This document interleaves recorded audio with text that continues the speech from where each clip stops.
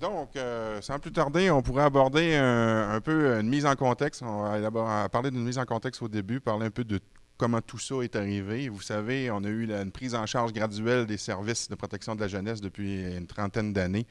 Puis on est allé très graduellement. Il y a diverses actions aussi qui ont été entreprises pour améliorer le service au fil des ans. On parle d'une entente avec le Centre de la jeunesse, on parle d'une augmentation de nos effectifs, de l'amélioration du traitement des dossiers. On est aussi arrivé avec le temps à un désaccord régulier depuis plusieurs années avec le Québec qui concerne le financement des services aux enfants hébergés en famille d'accueil. Vous savez, le financement, ça a toujours été un enjeu très important pour notre organisation. Ensuite, on a un réseau de familles ici.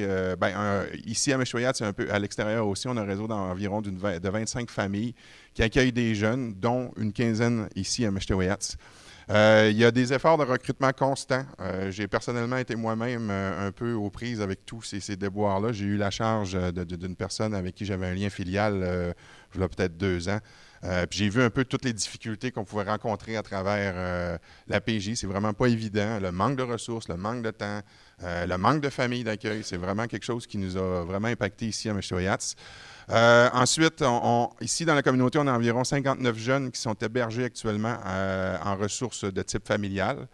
Et bien entendu, notre objectif, c'est de favoriser le maintien des jeunes à l'école ici à Meshwayat et de maintenir les liens familiaux aussi avec leur famille dans le but de maintenir, bien entendu, la langue et la culture. Je pense que c'est un des objectifs principaux qu'on a, de faire en sorte que l'enfant ne perde pas contact. J'ai entendu des histoires d'enfants placés jusqu'à Québec que je connais. J'ai une de mes amies que je sais qui a plusieurs enfants qui ont été placés là. Puis c'est quelque chose qui n'est pas évident à gérer ou à juste accepter ou à vivre avec. Donc, l'idée de toute la démarche, c'est de faire en sorte qu'on puisse concentrer nos efforts ici, localement, puis s'assurer que nos jeunes ne soient pas éparpillés partout dans la province. Maintenant, voici quelques petits éléments historiques. En 2007, il y a eu l'adoption du principe de Jordan par le Canada. 2007-2008, il y a eu la commission consultative sur la réalité sociale ici à Meshwayat. On a, à ce moment-là, procédé à la création de la Maison de la famille, du Carrefour au Chicoui.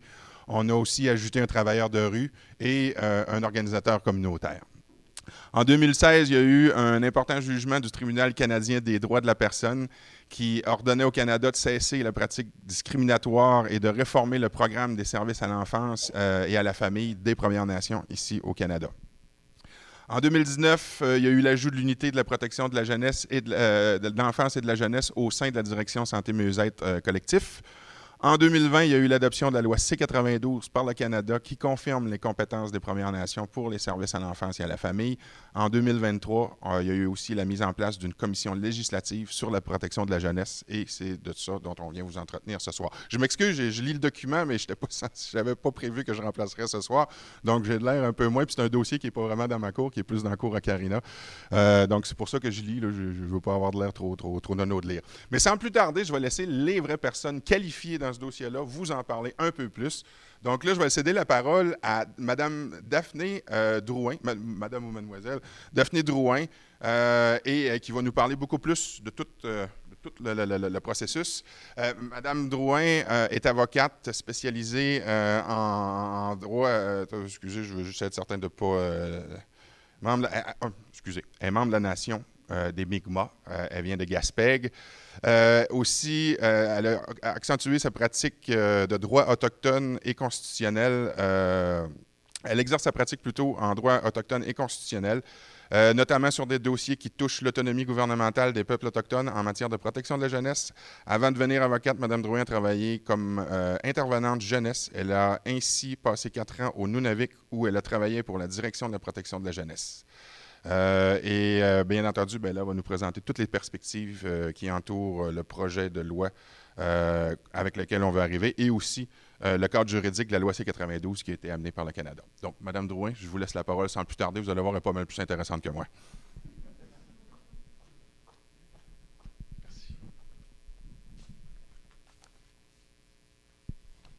Donc oui, bonsoir à tous. Je suis très honorée d'être ici ce soir pour partager tout ça avec vous. Donc, on a essayé de rendre ça un peu digestible parce que parfois, le côté juridique, c'est pas toujours facile, puis il y a des nuances. Donc, on a vraiment essayé de faire ça le plus simple possible. S'il y a des questions, là, surtout, n'hésitez pas. Donc, je vais commencer par parler du régime provincial qui s'applique en ce moment même pour tous les enfants au Québec, y compris tous les enfants autochtones. Donc, en fait, on parle présentement de la loi sur la protection de la jeunesse, la loi sur les services de santé et les services sociaux, le Code civil, tout ce qui est au niveau de l'adoption, puis la loi fédérale sur le système de justice pénale pour adolescents. Donc ça, c'est le régime juridique qui trouve application pour toutes les communautés, y compris celle de Mastoyache au moment où est-ce qu'on se parle. Donc, ça s'applique à tous les enfants de 18 ans et moins, dont leur sécurité ou leur développement peut ou est compromis, et donc que l'État intervient dans leur situation familiale. Donc, il y a plusieurs commissions d'enquête qui se sont penchées dans les dernières années là, sur tous les enjeux qui sont reliés à l'application de la loi sur la protection de la jeunesse dans les communautés autochtones. Donc, c'est un sujet qui a été énormément mis de l'avant dans les dernières années parce qu'on parle de plusieurs enjeux d'application. Donc, on peut penser simplement aux principes même qui sous-tendent la loi de la protection de la jeunesse. Donc, on dit que ces principes-là ont en fait des effets discriminatoires lorsqu'ils sont appliqués dans les communautés autochtones. On peut penser, par exemple, au principe, à la théorie de l'attachement, où est-ce que ces théories d'attachement-là ont en fait été développées avec des enfants caucasiens dans des milieux nord-américains. Donc, ces théories-là sont beaucoup accentuées sur l'enfant est attaché à son parent, à son unique donneur de soins. Donc, c'est des théories ou encore des principes qui trouvent difficilement application dans certaines communautés autochtones parce qu'on oublie le côté familial, le côté d'entraide, le côté que ça prend une communauté pour élever un enfant et pas juste un seul ou deux donneurs de soins, par exemple. On peut penser aussi à tout l'aspect de la discrimination systémique qui se retrouve dans nos services, autant au niveau des services de santé, mais aussi au niveau des services de protection de la jeunesse. Donc, on peut penser à tout ce qui est des politiques ou des pratiques qui ont des effets qui sont discriminatoires dans nos services. On peut voir aussi la LPJ un peu comme un modèle qui est vraiment imposé de l'extérieur. Donc, ça n'a pas été fait en consultation avec les communautés autochtones. Ça ne prend pas en considération nos réalités ou encore nos façons de voir les choses, nos valeurs, nos traditions, nos coutumes. Donc, en fait, qu'est-ce que ça crée? C'est que ça perpétue le processus d'assimilation qui a été commencé à l'époque des pensionnats ou encore, on peut penser au 60 Scoop, donc en français, c'est la rafle des années 60. Donc, tout ça, c'est des processus qui continuent cette lancée-là de l'État colonialiste. La LPJ aussi, comme je viens de dire, ce n'est pas une loi qui a été créée en collaboration avec les communautés autochtones. Donc, en fait, ça ne respecte pas nos valeurs, nos traditions ou encore nos cultures, nos coutumes. Une autre problématique aussi qui est liée à la LPJ, mais encore plus aux services en général, c'est qu'on manque de services de première ligne dans nos communautés autochtones. En fait, la LPJ devrait être une loi d'exception. Ça devrait être la dernière porte d'entrée de tous les services à l'enfance et à la famille, alors que souvent dans nos communautés, c'est la porte d'entrée. Donc, c'est par là que les gens vont aller chercher des services à l'enfance, qui crée en fait une surreprésentation énorme de nos enfants dans les divers systèmes de protection de la jeunesse. Et c'est une situation aussi qui est vraiment pan-canadienne. Donc, cette surreprésentation-là, c'est vraiment un phénomène qui est complexe, puis il y a plusieurs facteurs qui entourent cette surreprésentation-là. On peut penser, par exemple, à la vulnérabilité socio-économique dans nos communautés. On peut parler du revenu, de l'emploi, de l'éducation, qui sont des pans qui sont parfois difficiles, qui font en sorte que ça crée une surreprésentation de nos enfants. On peut penser aussi à plusieurs autres facteurs qui font en sorte que finalement, nos enfants, ils sont placés souvent hors de nos communautés, ils sont placés loin et ça crée une rupture de l'identité culturelle de nos enfants. Ces problématiques-là ont été mises de l'avant par plusieurs commissions d'enquête. Donc, on peut penser à la commission Vien, à la commission Laurent, à l'INFADA ou encore à Réconciliation. Donc, quand tout ça a été mis de l'avant, le législateur provincial a voulu quand même essayer d'adapter la LPJ aux réalités autochtones. Donc, en 2017, en 2022 et en 2023, il y a eu des tentatives d'adaptation à la LPJ. Donc, on est venu insérer des concepts comme la continuité culturelle ou encore un ordre de priorité de placement des enfants pour s'assurer que les enfants sortent de moins en moins des communautés. Par contre, il faut se rendre à l'évidence que ces modifications-là législatives à la loi sur la protection de la jeunesse n'ont pas donné des effets escomptés. En fait, ils ont donné des effets qui étaient limités et largement insuffisants. On peut penser, par exemple, au fait que les principes, justement, que je disais qu'il y avait des effets discriminatoires, eux, ils n'ont pas été retirés de la loi. Ils trouvent encore application aux enfants autochtones, ce qui perpétue cet effet discriminatoire-là. On peut penser encore au fait que le sous-financement, on est toujours face à des sous-financements de nos services de protection de la jeunesse. Et ces récentes modifications législatives-là ne sont pas venues imposer une certaine manière de financer ces services-là. Donc, en fait, la conclusion à laquelle il faut qu'on arrive, c'est que c'est vraiment un échec d'un système envers les peuples autochtones. On se rend compte, en fait, qu'on était face à une crise humanitaire parce qu'on se rend compte que les enfants sont placés hors des communautés. On a une rupture identitaire. Ces enfants-là grandissent loin de leur famille, de leur communauté. Donc, on réalise que la solution, c'est qu'il faut qu'il y ait un système qui est basé sur leurs valeurs, leur culture, et où les enfants sont enracinés dans leur communauté et avec leur famille. Et le seul moyen d'arriver à ça, c'est en fait de leur donner le pouvoir et le contrôle de légiférer sur le système de protection de la jeunesse. Donc, c'est ce que le fédéral est venu faire en légiférant sur les services de protection de la jeunesse en milieu autochtone. En fait, la C92, c'est vraiment une première parce que c'est la première fois que le Parlement fédéral va venir légiférer sur les services de protection de la jeunesse en milieu autochtone. Donc, c'est vraiment une loi qui a fait une entrée fracassante. Donc, en réponse à toute cette crise humanitaire-là de placement des enfants hors des communautés et qu'on réalise en fait que le système ne fonctionne vraiment pas, le fédéral est venu en fait créer cette loi-là. Ce qui est important de comprendre, c'est que cette loi-là, elle ne crée pas d'autorité ou encore une structure administrative qui va appliquer la loi C92. Elle vient seulement édicter certains principes ou certains objectifs. Donc, l'application de la loi C92 demeure toujours les DPJ de chaque région qui doivent l'appliquer. Donc, la C92, il y a vraiment 3 objectifs qui sont venus mettre un peu la table, à savoir qu'est-ce qu'on doit s'attendre de cette loi-là. Donc, le premier objectif et le plus important, en fait, c'est que le fédéral est venu affirmer le droit inhérent à l'autonomie gouvernementale des peuples autochtones et que ce droit inhérent à l'autonomie gouvernementale comprend la possibilité de légiférer sur les services de protection de la jeunesse. Le deuxième objectif, c'est en fait le gouvernement fédéral est venu instaurer des normes nationales minimales.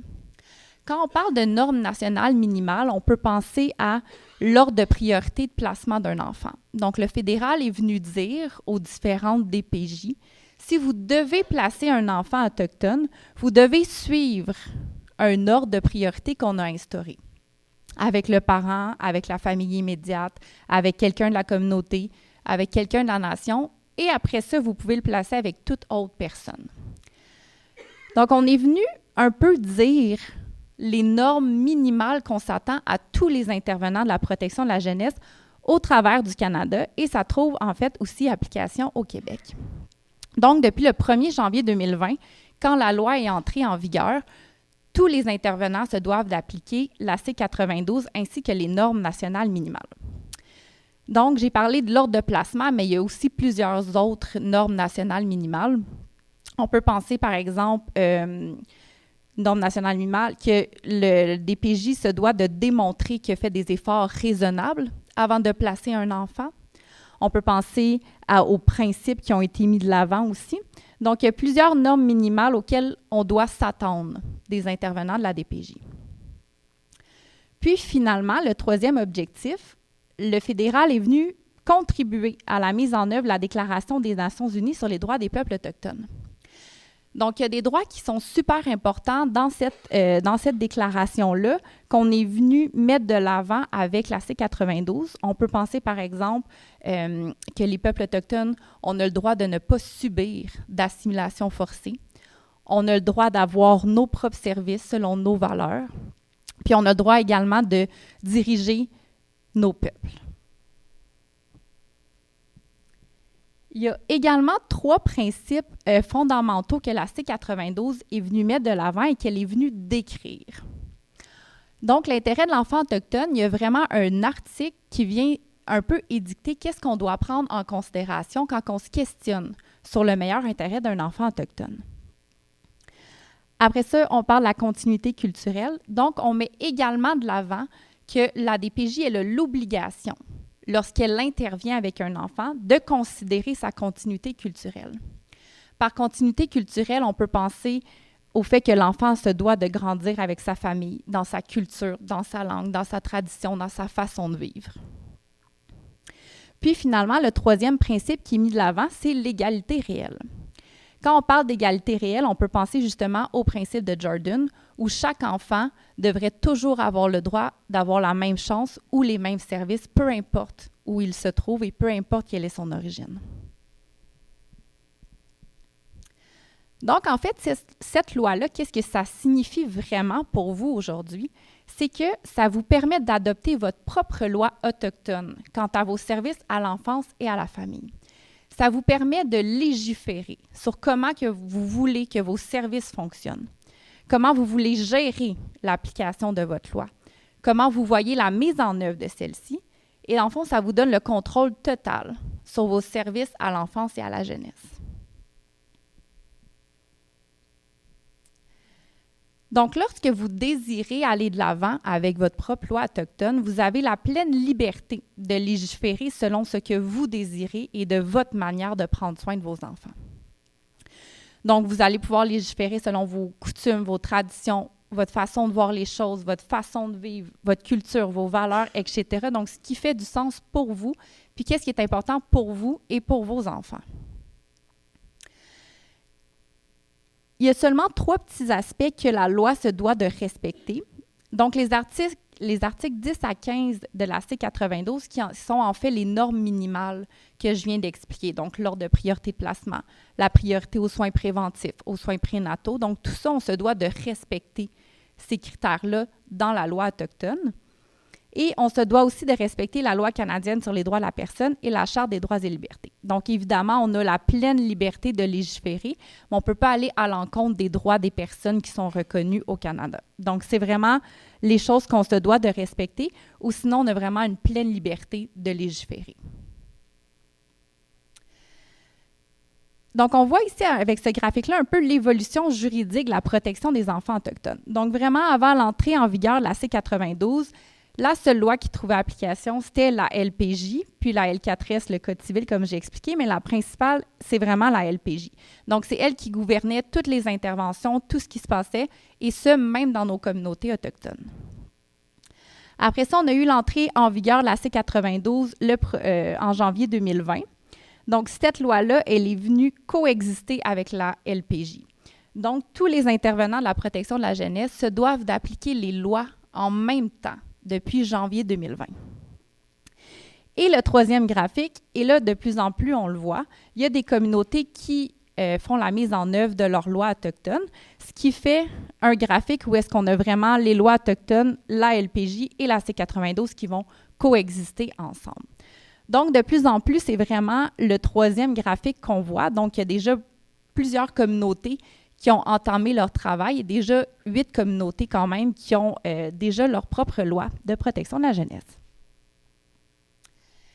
Ce qui est important de savoir également, c'est que malgré toutes ces belles avancées-là et malgré le bonheur vraiment qu'on a ressenti quand la C92 elle est entrée en vigueur, c'est que le Québec a quand même contesté la constitutionnalité de la C92. Donc, le Québec est allé devant la Cour d'appel du Québec et en fait disait que le fédéral n'avait pas la compétence pour légiférer sur ce sujet-là parce qu'en fait, c'était une compétence exclusive du Québec et des provinces au Canada de pouvoir légiférer sur les services de protection de la jeunesse. La Cour d'appel du Québec est venue confirmer que la loi elle était constitutionnelle, à l'exception de 2 articles, mais ces 2 articles-là, ils n'ont pas une grande importance dans votre mise en œuvre ou dans votre manière que vous allez pouvoir exercer votre compétence. Donc, la Cour d'appel, elle est venue dire que c'était correct, qu'on avait effectivement l'autonomie gouvernementale et que celle-ci comprenait la compétence de légiférer sur nos services de protection de la jeunesse et que la loi, elle était constitutionnelle. Malheureusement, ce dossier-là est monté jusqu'à la Cour suprême du Canada et en décembre 2022, il y a eu les plaidoiries et on est toujours en attente d'un jugement final. Donc, en fait, en ce moment, on va de l'avant, on légifère, on fait nos lois.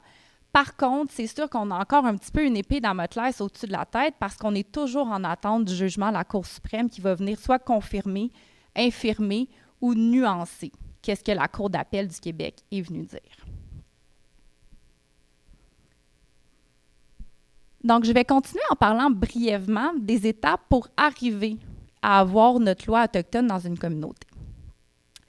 Donc, il y a plusieurs chemins qui s'offrent aux communautés, puis c'est vraiment un parcours qui n'est pas uniforme et qui va vraiment dépendre de chaque communauté.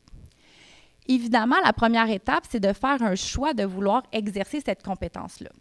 Parce qu'en fait, c'est vraiment optionnel. La C92, elle n'oblige aucune communauté à avoir une loi autochtone. Elle permet de pouvoir avoir une loi autochtone. Donc, il y a des communautés qui sont rendues à reprendre leur service de protection de la jeunesse. Il y a d'autres communautés qui ne sont pas rendues là. Donc, chacun son rythme. La première étape, c'est que notre communauté elle est rendue à prendre en charge ses services de protection de la jeunesse. La deuxième étape, c'est de choisir le corps dirigeant autochtone qui va exercer la compétence. Donc ça, en fait, c'est l'entité qui va mener le projet de rédaction, puis de mise en œuvre, puis d'application de votre loi autochtone. Puis la troisième étape, c'est de choisir comment vous allez mettre en œuvre cette compétence-là. Puis là, ça va relever de la communauté, de comment vous voyez les choses, puis de comment vous voulez faire les choses. Donc, brièvement, le processus de création puis d'adoption de votre loi. La première étape, puis là, vous êtes ici, puis c'est ce qui va vous être présenté aujourd'hui, c'est la création de votre comité consultatif ou de votre commission consultative. Donc, en fait, c'est l'entité qui va mener votre projet, qui va pouvoir faire la rédaction, qui va se questionner à savoir un peu où on va, comment on va, par où on commence dans le fond. Après ça, cette entité-là, bien, elle va venir établir des fondements, des principes, des traditions puis des valeurs. Évidemment, ça va se faire en collaboration avec la communauté. Il va y avoir des processus de consultation parce qu'on veut savoir comment les gens voient ces services-là. Les services de protection de la jeunesse, c'est des services qui sont sensibles. Ou est-ce qu'on veut que la communauté se retrouve dans qu'est-ce qu'on va mettre de l'avant? Donc, il va y avoir des processus de consultation afin d'établir, ça va être quoi les bases de notre loi? Ça va être quoi les valeurs qui vont mener notre intervention?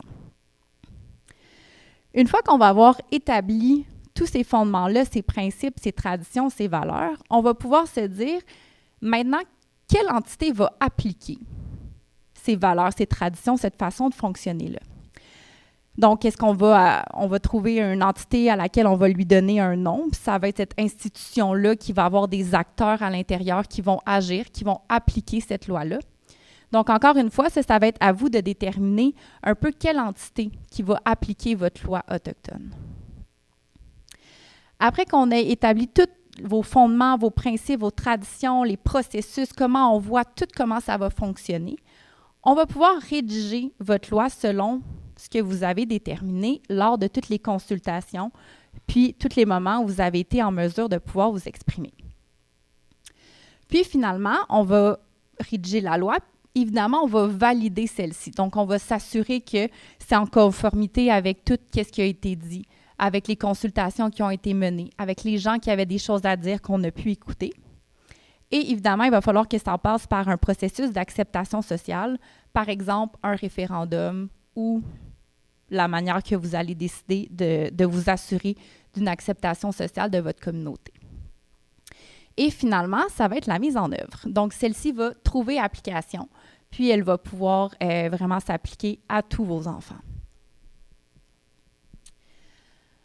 On a la chance de pouvoir avoir déjà 8 lois en vigueur, 8 lois autochtones en vigueur au Canada. Donc, ça nous permet un peu d'aller voir comment eux l'ont fait, à quoi ils ont pensé, quel processus ils ont mis en place, quelles valeurs sont allés chercher. Et de ces 8-là, il y en a une au Québec. Donc, on a la chance d'avoir la communauté Atikamekw de Pitiwan qui a déjà sa loi autochtone qui est en vigueur depuis janvier 2022.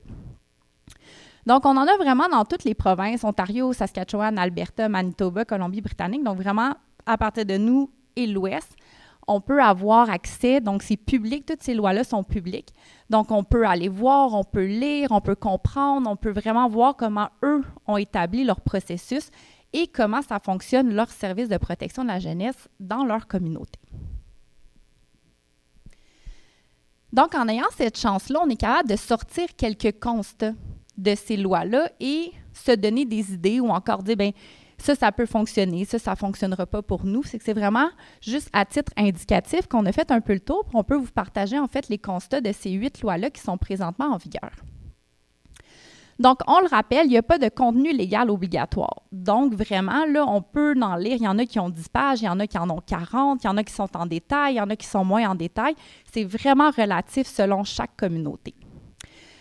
Évidemment, s'il y a un vide juridique dans notre loi, c'est la LPJ puis la C92 qui va venir le remplir. Donc, il faut quand même qu'on pense que notre loi, il faut qu'elle soit complète si on veut éviter cette supplétion de loi-là de la LPJ ou encore de la C92.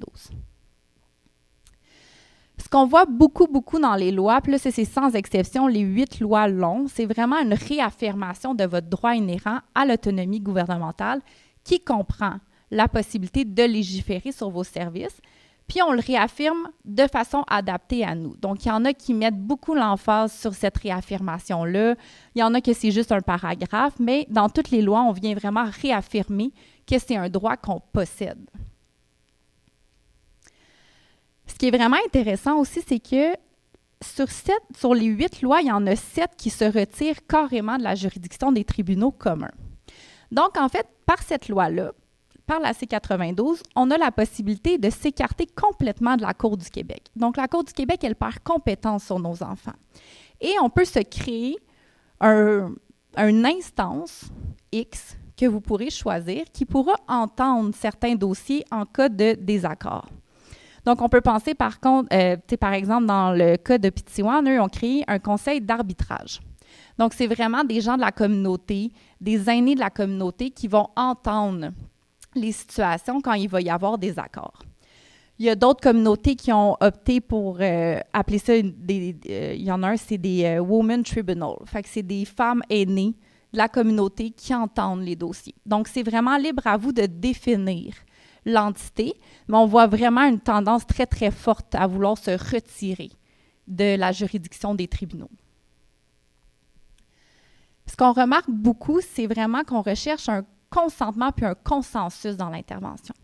Donc, on sait présentement, la DPJ, elle a l'autorité d'intervenir même si on ne consent pas, même si on n'est pas en consensus avec cette situation-là. Puis, ça peut créer beaucoup de frustration, beaucoup d'incompréhension. Puis, ce qu'on voit dans les lois autochtones, c'est qu'on met vraiment l'avant la recherche de solutions communes, la recherche de consentement, de consensus. On veut consulter les gens, on veut s'assurer qu'ils sont en accord, qu'ils sont confortables. Donc, c'est vraiment quelque chose qui revient dans la plupart des lois autochtones qui sont en vigueur. Ce qui est super intéressant également, c'est que la C92, elle ne définit pas à qui va s'appliquer votre loi autochtone.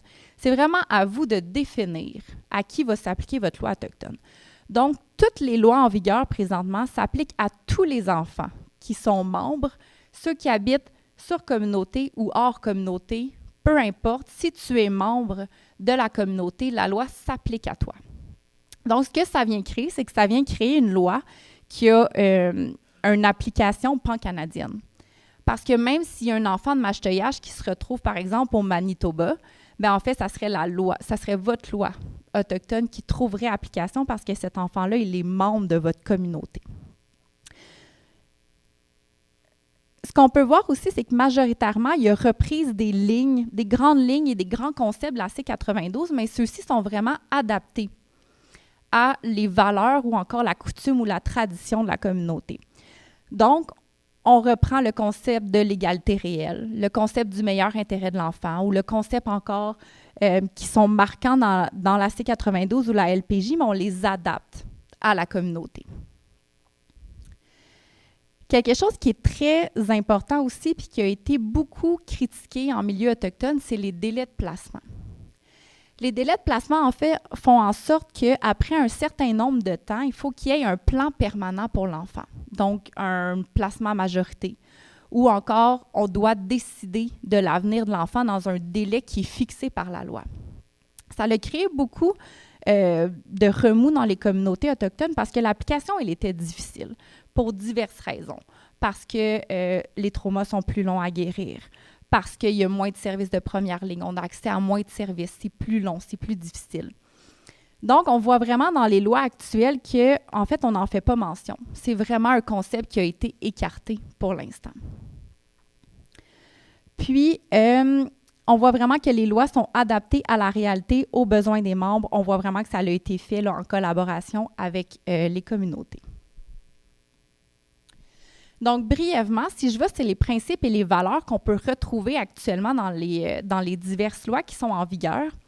On parle de responsabilisation de famille, de respect, d'entraide, de partage, de non-jugement. On veut impliquer la famille dans les décisions.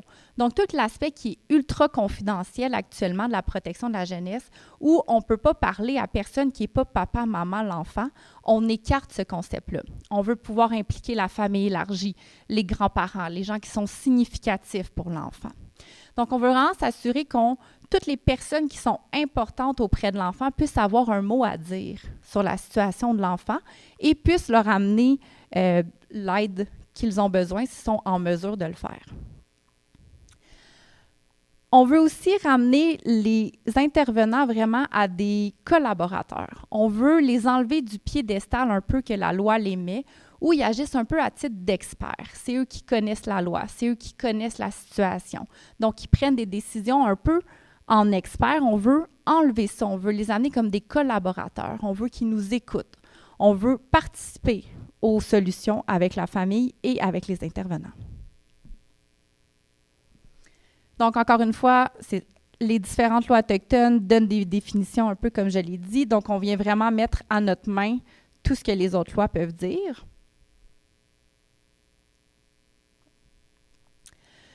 Puis, qu'est-ce qui est vraiment mis de l'avant, c'est qu'on veut mettre de l'avant la prévention des services. On veut arrêter que ce soit les services de protection de la jeunesse qui prennent en charge les enfants. On veut pouvoir avoir des services de première ligne, avoir des services qui sont prénatales, afin de justement prévenir que la DPJ soit impliquée dans la vie des enfants. Donc, il y a vraiment aussi une ouverture à pouvoir légiférer sur vos services de prévention, à même vos lois autochtones. La C92 et la LPJ indiquent un ordre de priorité de placement, mais ça ne fait pas en sorte que vous ne pouvez pas être plus strict encore.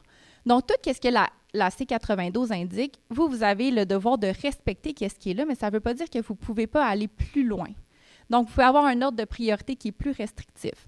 Vous pouvez avoir des articles ou des choses qui vous tiennent à cœur qui sont plus restrictifs que ce que la C92 prévoit. Et finalement, on parle aussi beaucoup des droits des enfants et des parents. Donc, on réitère que quand même les parents et les enfants ont des droits au travers de ce processus de protection de la jeunesse-là, notamment le droit d'être informé, le droit de participer aux décisions, le droit d'être entendu, etc. Donc, on peut voir quand même quelque chose de semblable au niveau du fonctionnement des services de protection de la jeunesse au travers des 8 lois qui sont en vigueur. Donc, évidemment, on vient quand même définir les différentes situations où la LPJ va pouvoir intervenir. Donc, quand on parle d'abus physiques, d'abus sexuels ou encore de négligence, on vient quand même le décrire parce que ça prend quand même des motifs pour pouvoir intervenir dans ces familles-là.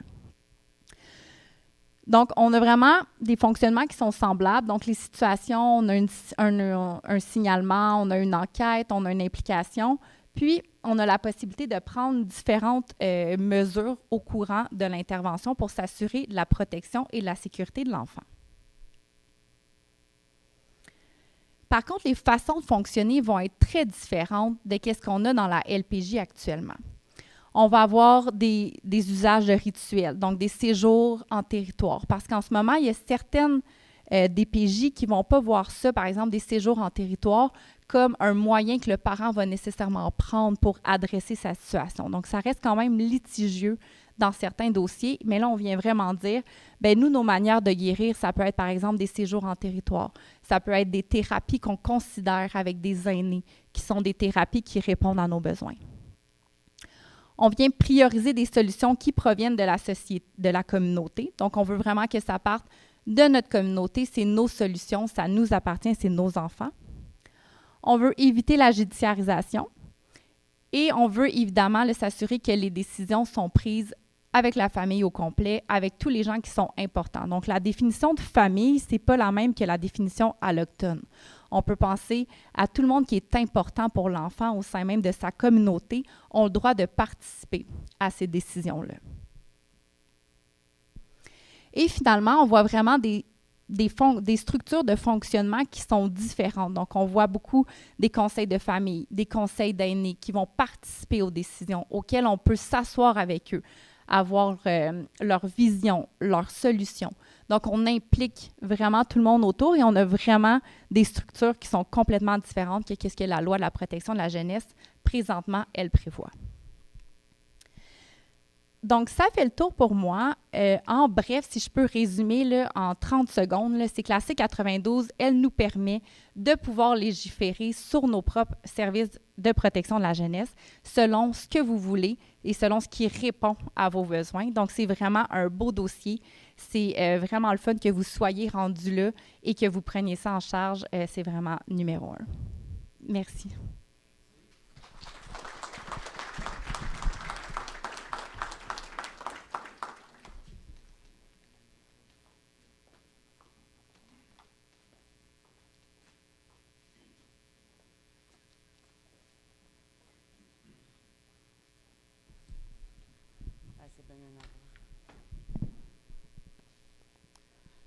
Dinishkemeten, Maître Drouin. Moi, c'est sûr et certain que vous allez me voir lire. Je suis très nerveuse de vous présenter la démarche qu'on est en train de partir tout ensemble. Je suis vraiment fébrile de vous présenter tout ça. Kwei, Pequagamilnuts, Namashtamalwenten au Tetayan, Achet Tilwa au Taxit. Je suis vraiment honorée d'être ici avec vous à soir. Bon, let's go. C'est ça. Et de vous informer de la démarche que nous entreprenons avec vous, Pequagami. On l'a fait avec vous, cette loi-là. J'agis en tant que présidente de la commission législative sur la loi de la protection de la jeunesse. Et en tant que présidente, je dois m'assurer qu'une liaison s'effectue entre la commission puis Katukumateta. Je dois m'assurer, c'est sûr, que cette liaison existe pour le partage d'informations puis l'avancement des travaux qu'on va effectuer. C'est avec beaucoup je vais dire, de fébrilité que j'ai accepté d'être la présidente de cette commission. Parce que, vous savez, peut-être qu'il y en a qui ne savent pas non plus, là. Mais je suis une survivante, moi, de la protection de la jeunesse. C'est une loi qui a eu beaucoup de répercussions envers la vie des membres de notre communauté. Excusez, il faut que je lis. Il ne faut pas que je m'oublie. C'est essentiel, pour moi, c'est essentiel que nos jeunes, pour nous, d'avoir une loi qui reflète nos valeurs, nos traditions. c'est primordial que cette loi-là reflète Pequawamilnuts. Je suis nerveuse, là.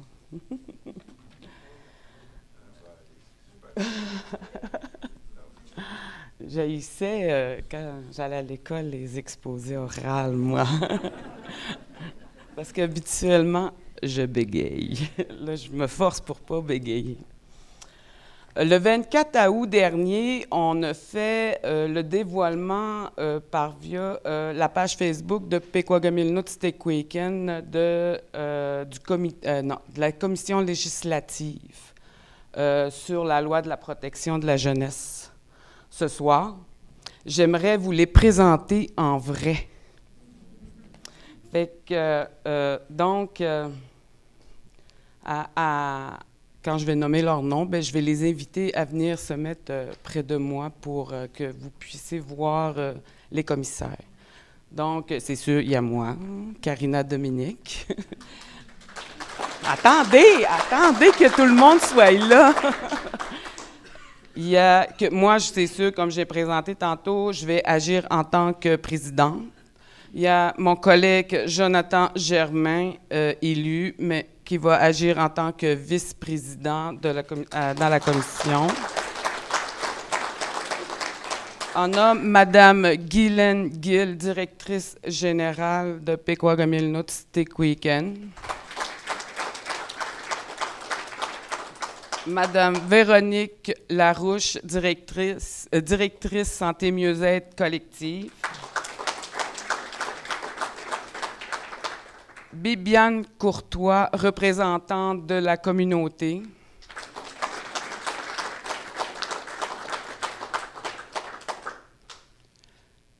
Marie-Ève Robertson, représentante de la communauté.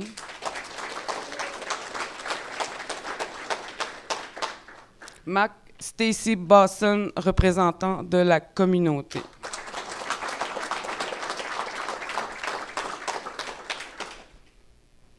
Voilà, c'est les commissaires en vrai. C'est l'équipe de travail qui va avoir comme mandat de veiller à l'élaboration de la loi de la protection de la jeunesse pour son adaptation à... Faut pas ça y aller loin, ça. Pour son adaptation par Catacumatseta. Fait que je vous présente l'équipe de travail.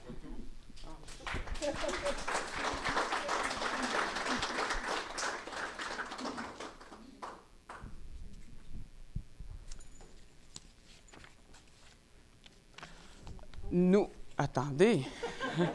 Là, je me sens plus à l'aise, là. Je suis moins toute seule. Les membres de la commission se sont entendus que la démarche allait se faire avec vous, les membres de la communauté. Hey, je suis vraiment émue de dire ça parce que c'était vraiment un souhait unanime de la commission de partir à votre rencontre pour qu'on puisse se doter de la loi de la protection de la jeunesse, que Pequawamilnuts souhaite que Pequawamilnuts souhaite à notre image, nos valeurs, nos principes. Fait que c'est... merci beaucoup.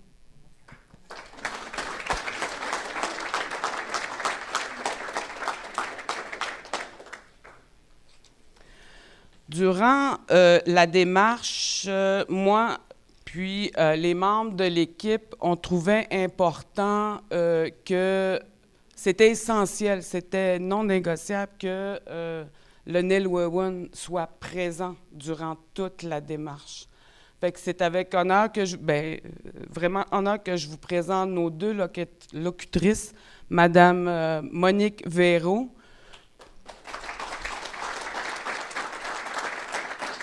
Mac, il va avoir aussi Madame Madeleine Jourdain.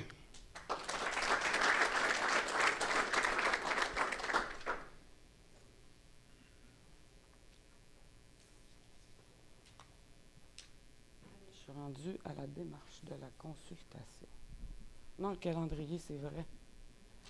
On a pris un petit peu, on a fait un petit peu de travail vraiment pour voir, tu sais, où est-ce qu'on s'en va. Tu sais, c'est important, avant de venir vous voir, d'établir un plan de travail. Fait que en août 2023, on a créé la commission législative, l'équipe que je viens de vous présenter. En septembre 2023, il y a eu tout récemment, la création d'un conseil consultatif citoyen composé de représentants de la communauté. Eux vont devoir donner des avis à la commission sur la façon de consulter nos membres. En septembre, qui va débuter la semaine prochaine, on offre l'opportunité, une tribune à des personnes qui souhaitent partager qu'est-ce qu'ils ont vécu, eux, personnellement, avec la loi de la protection de la jeunesse, leur expérience. Ça fait qu'à partir du 18, il va y avoir des cercles de discussion. Tout va se faire, c'est sûr, dans un climat très respectueux et d'écoute. Plus tard dans la présentation, je vais vous présenter celle qui va diriger ces cercles de discussion-là.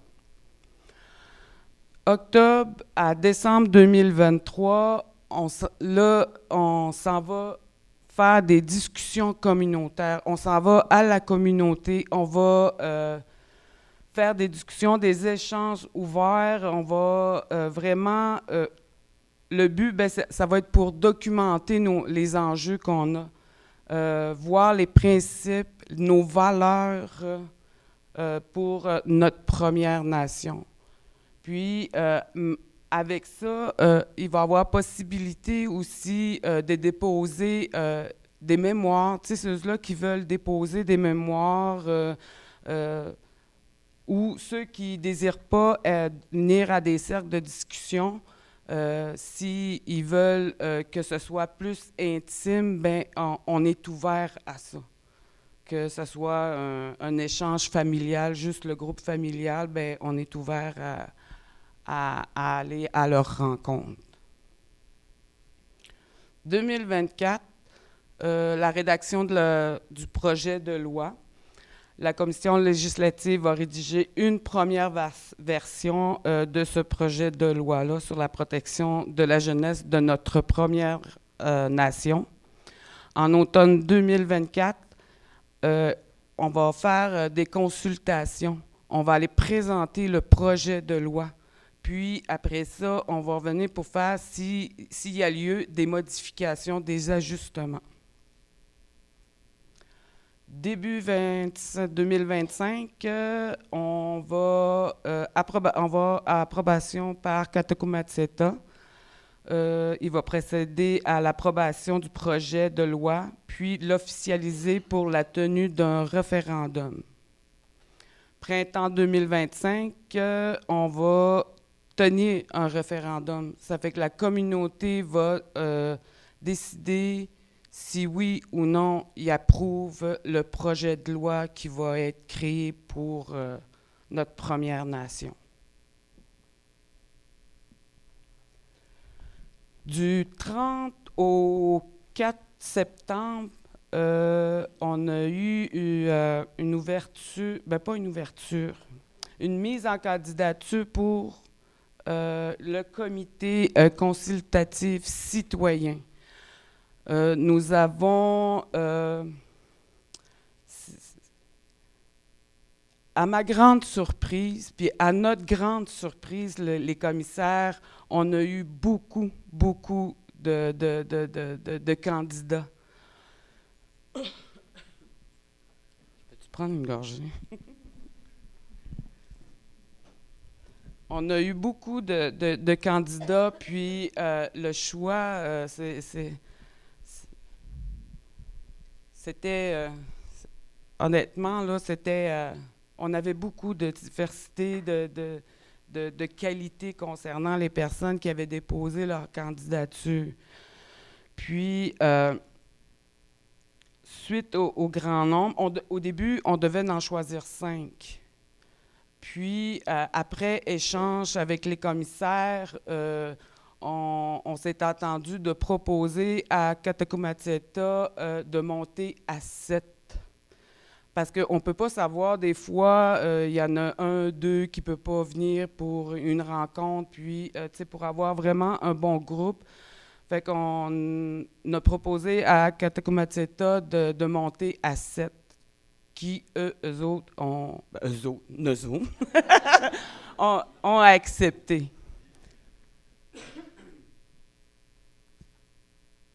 Pour effectuer le dévoilement du Conseil consultatif citoyen, puis ils sont assis à côté de vous autres, puis vous ne le savez pas, je vais les inviter à se lever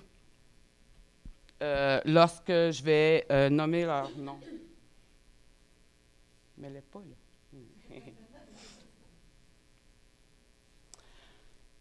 OK. Concernant la composition du Conseil consultatif citoyen, est composée de Marjolaine Backel,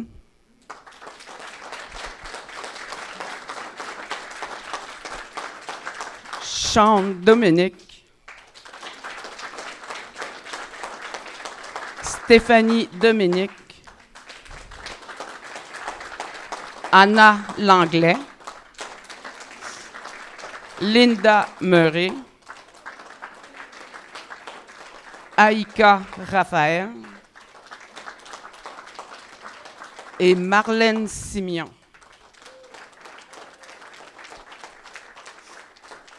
Donc, voici le comité le comité consultatif citoyen. Félicitations.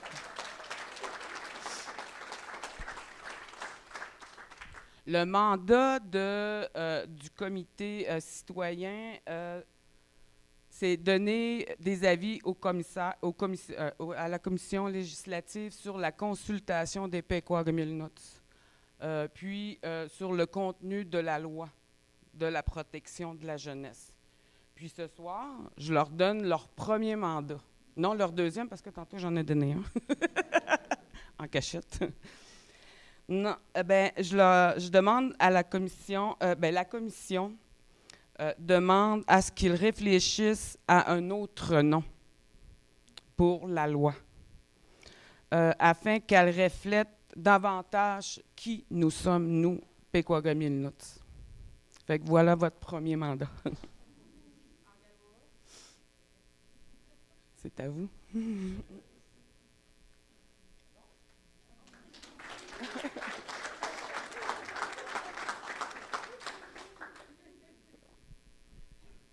Comme j'ai mentionné tantôt dans le plan de travail, on donne la chance, la possibilité à nos membres qui ont vécu des situations particulières, parfois douloureuses, parfois même positives, à venir partager entre eux ces souffrances-là, ces événements-là, de venir les partager ça commence la semaine prochaine. Fait qu'on leur offre, on offre des cercles de partage pour ses membres. La personne qui va, c'est pas un membre de la communauté qui va accompagner les jeunes durant les cercles de partage. C'est une dame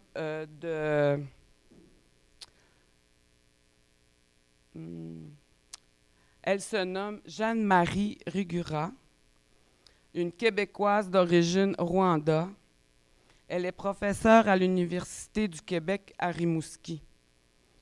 Madame Rigura, j'ai de la misère à dire, excusez, s'intéresse particulièrement aux enjeux éthiques de l'éducation en contexte de violence et de souffrance, ainsi que dans l'accompagnement des processus de résilience individuelle et collectif. Donc, Mme Rigura ne pouvait pas être ici aujourd'hui. Par contre, elle tenait à être présente, mais virtuellement. Fait que je vous laisse, elle va vous partager quelque chose concernant les cercles de partage.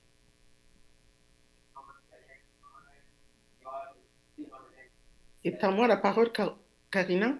Oui. Kwe Pegwaka Minute. Je m'appelle Jeanne-Marie Rugira. Je vis à Rimouski, où j'enseigne à l'Université du Québec à Rimouski. Alors, j'ai eu le mandat de la commission législative de venir vous accompagner les personnes qui le désirent pour les cercles de partage. Le désir de la commission, c'était de permettre aux membres de la communauté qui ont une expérience à partager, parfois lourde, comme disait Karina, parfois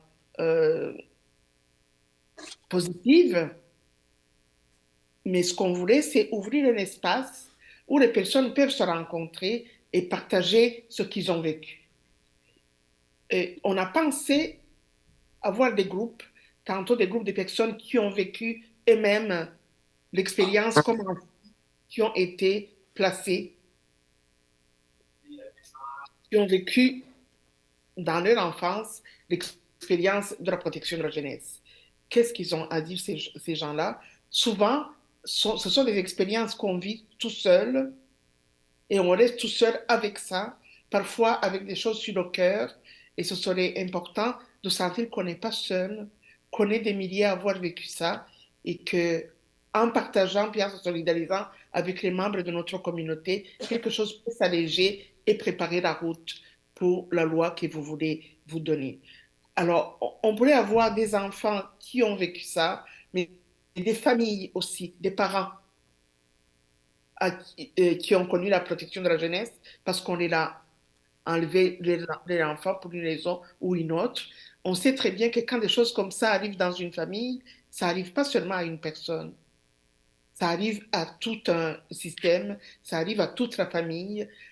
La mère est touchée, le père est touché, les frères et les sœurs sont touchés, les oncles et les tantes sont touchés, les grands-parents sont touchés.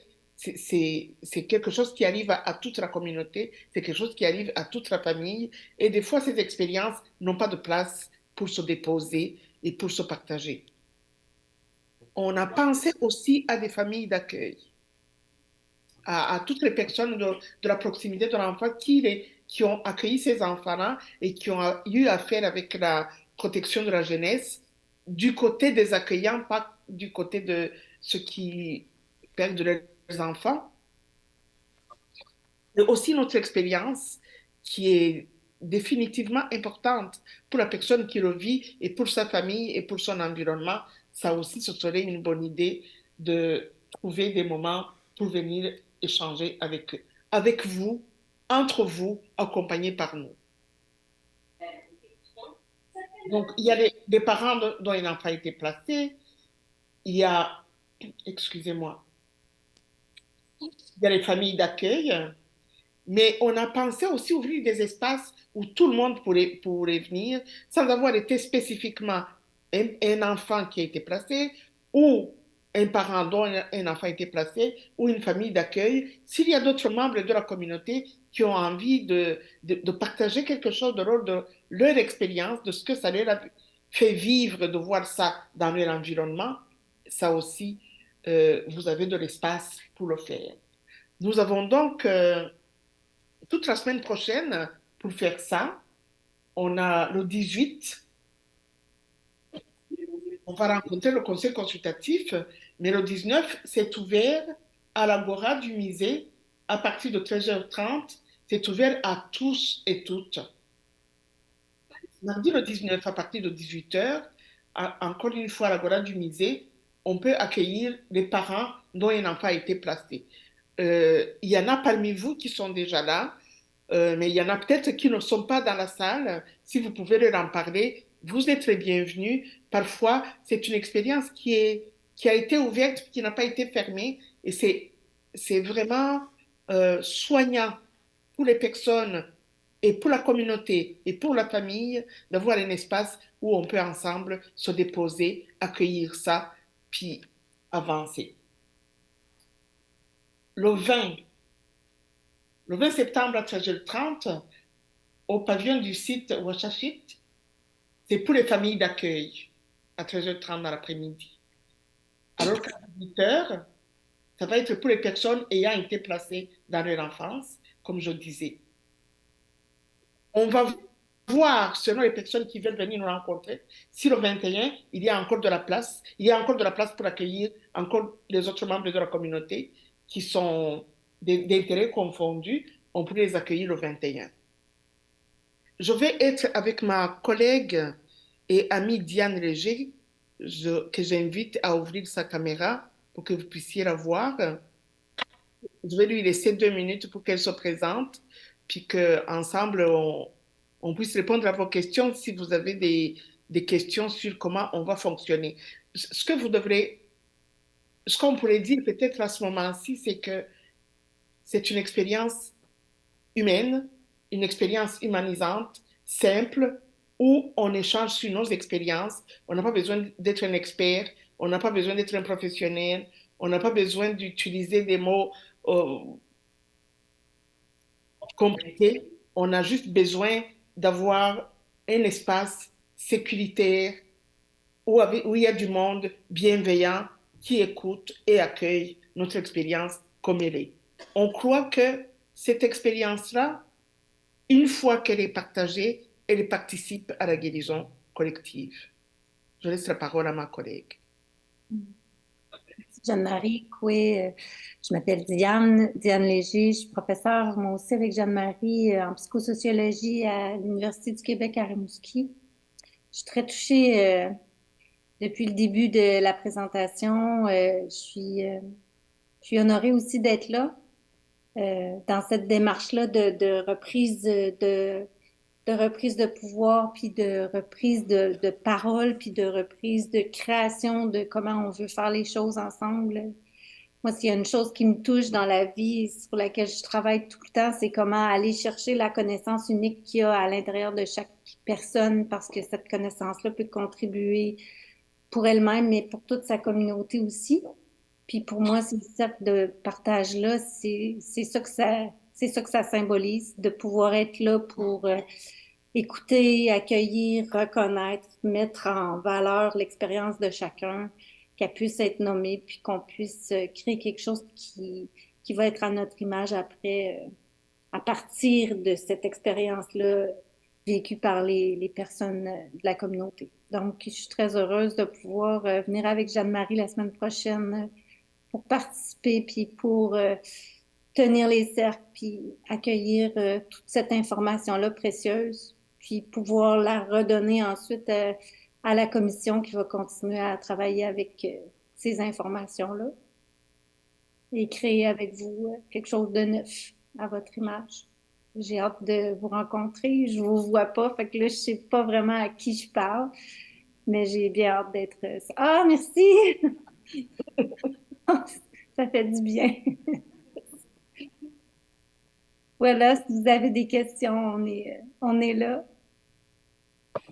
Ce qui est important pour nous, là, pour Diane et moi, mais je pense que c'est aussi ça qui est important pour la commission, quand nous entendons ce qu'ils nous demandent, c'est ces espaces-là, ce sont des espaces d'apaisement, des espaces de solidarité, des espaces qui doivent nous sortir d'un espace d'un endroit du cœur où on se sent tout seul avec la lourdeur de son expérience, alors que si on la met ensemble avec les gens de notre communauté, ce que nous créons, c'est plus de santé, c'est plus de connaissances et c'est de la lumière pour guider nos pas à venir dans ce processus tellement important pour votre communauté.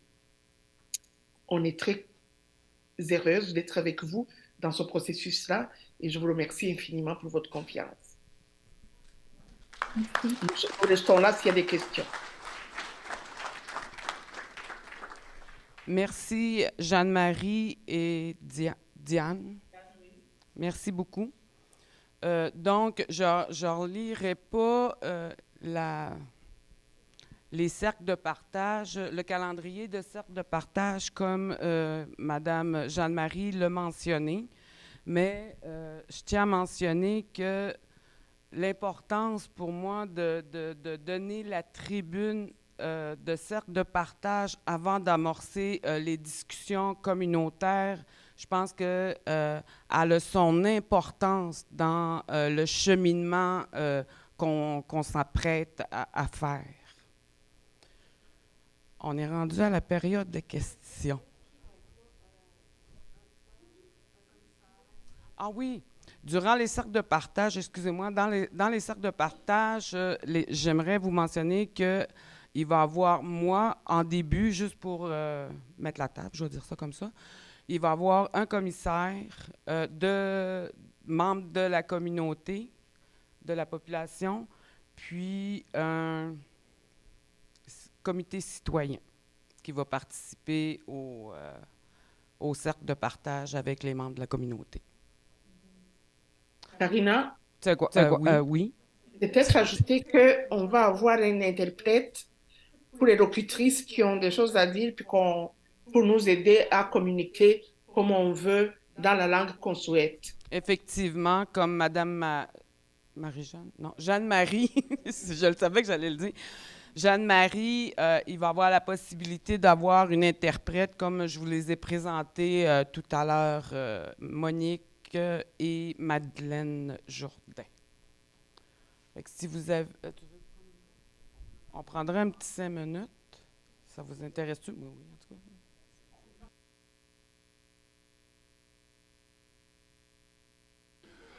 Avant de procéder à la période de questions, je pense qu'il y a une intervention absolument pertinente là, de Monique ici. Peut-être juste faire un résumé de la présentation en Elwehun pour nos locuteurs qui sont ici présents dans la salle. Je pense que c'est une belle sensibilité et ce serait important qu'on le fasse. Donc, j'inviterai Monique à venir faire un résumé, là, un wrap-up de toute la présentation qui a été faite dans notre langue. Merci, Monique. Mais tu sais maintenant, Kaitweta, ma watsa, apoxno, ok. Ayask pertenau, ayask kuitumut sinsens ka tsestaka. Aine katokrimatsetot si kukwetsmo, si tokutat sewen noté meshtoyats. La loi la protection de la jeunesse, c'est une ch'tenau, c'est quoi? Mais amené à waseka melelmut à witwat. Et Chouagnou, Coupagno, la loi de la protection de la jeunesse qui est une catette, Tchaoutima ou Nélou, ou te peltemoun. Mouk Nélou, y a p'chtata, y a p'chtakin, soute m'chtoyat, a pou nashkon, n'sens qu'à te peltekon Nélou, Tchaoutima, a pou nashkon, miam tilanou, et chendiwik.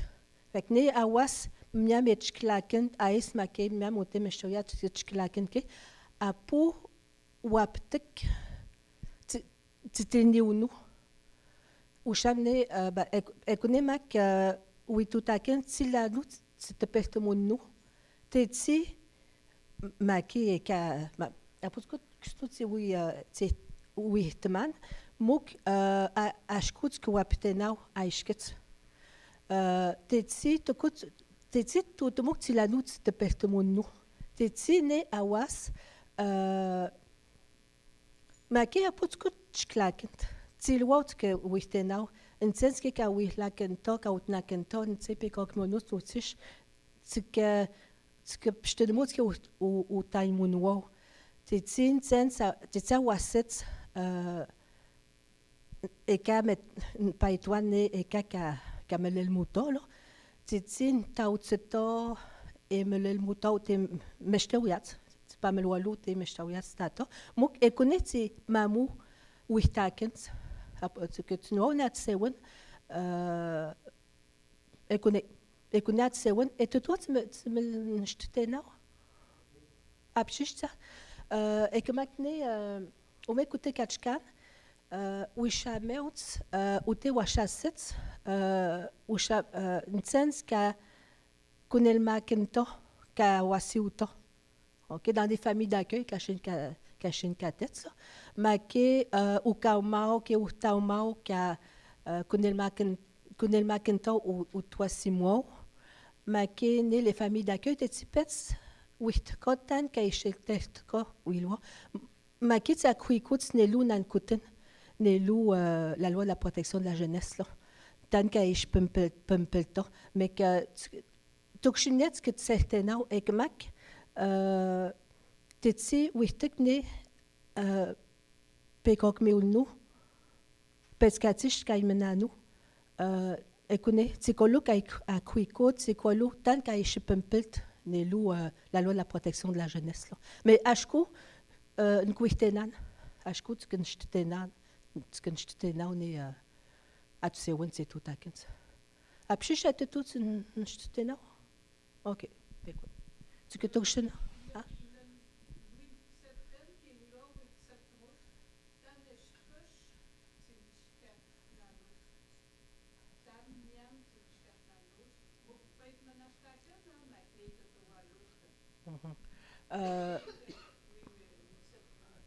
OK. Fait qu'il demande en fait la question, c'est quand est-ce qu'ils rencontrent. Fait que c'était dans la diapo tantôt. Les sacs de partage, tu sais, Mamou à Imenanout, là?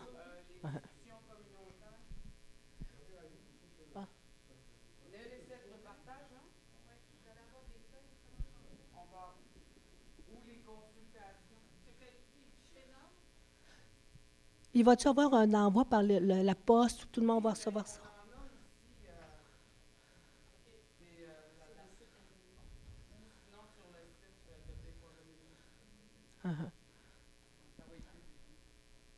Chachoumet soit pitena ou sketchkanan ou me kutek que nous achons ne chouach ou schkoupichum n'était au musée. Tu connais katnano, ok? Que toi c'était piquen et au taxit. Nu chouach kanan que nous achons peksteo ou schkoupichum pekte piquen min pushki aptati chekat. Bah au tepetema ein sens. OK, numéro de pécor comme il numéro de silwa, OK? Au tête parti tokchenau, ne cherche canan, que tu n'as pas pêché ou coupé chou, payte te piquer mais pushk n'était au musée. C'est parti tokchenau, OK? Au m'écouter que ne cherche canan minat, que tu n'as pas pêché ou coupé chou, et au taxit, que toi c'était piqué ou taxit minat au musée, une scène au kauma ou mac ou taumau, ou toi 6 mois ou qu'à connaître le maquinta, dans une famille d'accueil. T'es dit, t'es dit, pet-sweet, quand t'as une qualité, des loups qu'à pumpelta, la loi de la protection sur la jeunesse. OK? Ou t'es, je t'ai noté, c'est pas dit, t'ochenau. OK? Ah, ou m'écoutez. T'es out chekau, nu chenou, ou schkoupichum, pekte te piquen min push qui a peut-être chekat, ou te wachasset, à un sens les familles d'accueil. Tu ne t'es là les familles d'accueil? Tu as wassis qu'à connaître le maquinta, là? Tu es tipet pchtenka ou timoun ou te wachasset. Mais nat c'est out chekat, tu chenou ou schkoupichum, que toi c'est te piquen ou taxet. Ou te minat ou chasset, un sens qu'a connaît le maquinta et à wasiuta. Un sens qu'a connaît le maquinta dans les familles d'accueil qu'a wasiuta. OK? C'est pas type puis je te demande tout taille mon et que mac neutichekats ne chenoa choupek ou schkoupichum que toi c'est piquen de otakusets n'était au musée Xno. Ah ouais, si, pécop nous c'est pas petit touchette. Écoutez. Tu que mieux qu'on a, mais je n'ai que nous yann, nous tu jouer ta boîte mec. C'est quoi Alice?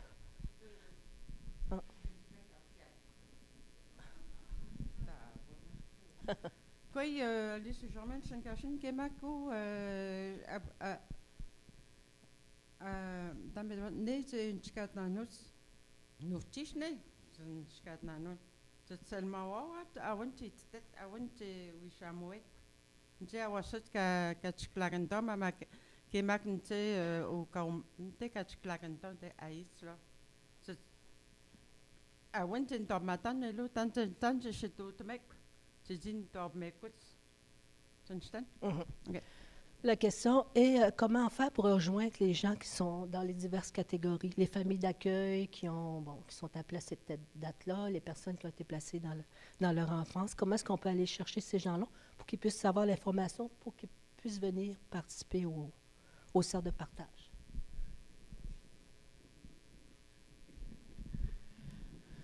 On va miser, c'est sûr qu'il y a un envoi postal qui va être effectué par le courrier, par chaque résidence. On va utiliser aussi la page Facebook Pequawga Milnut Tequaken. Puis, on va compter sur vous, ici présents. On a peut-être des gens qui nous entourent qui ont vécu des situations avec la loi de la protection de la jeunesse. Fait que vous allez pouvoir être nos ambassadeurs pour les cercles de discussion. Parce que c'est important, les cercles de partage. Parce que c'est important, avant d'entamer nos discussions communautaires, d'aller libérer un peu notre cœur. Fait que ça vous va? D'autres questions? On va avoir aussi, j'oubliais, la radio. On va utiliser aussi notre radio communautaire pour en faire la promotion.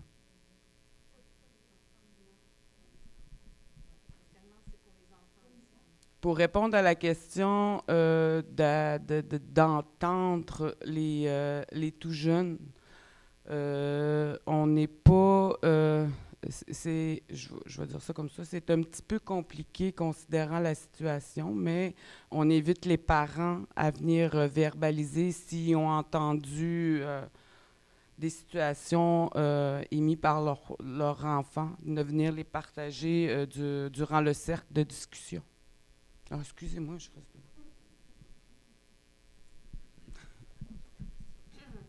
Excusez-moi, juste avant de passer aux autres questions, parce que la période de questions est très importante, puis on est assuré qu'il doit sûrement avoir quelques questions. Juste rappeler quelques règles d'assemblée avant de procéder.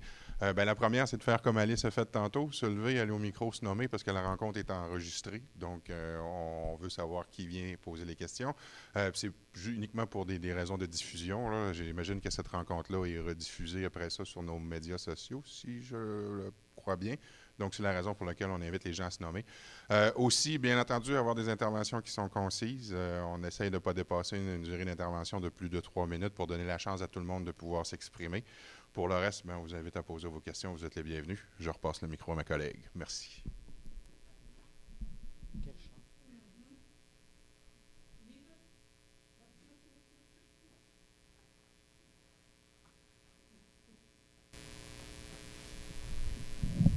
Oui, Neil Janine Tremblay, Chankachan, que Apox nun stetman.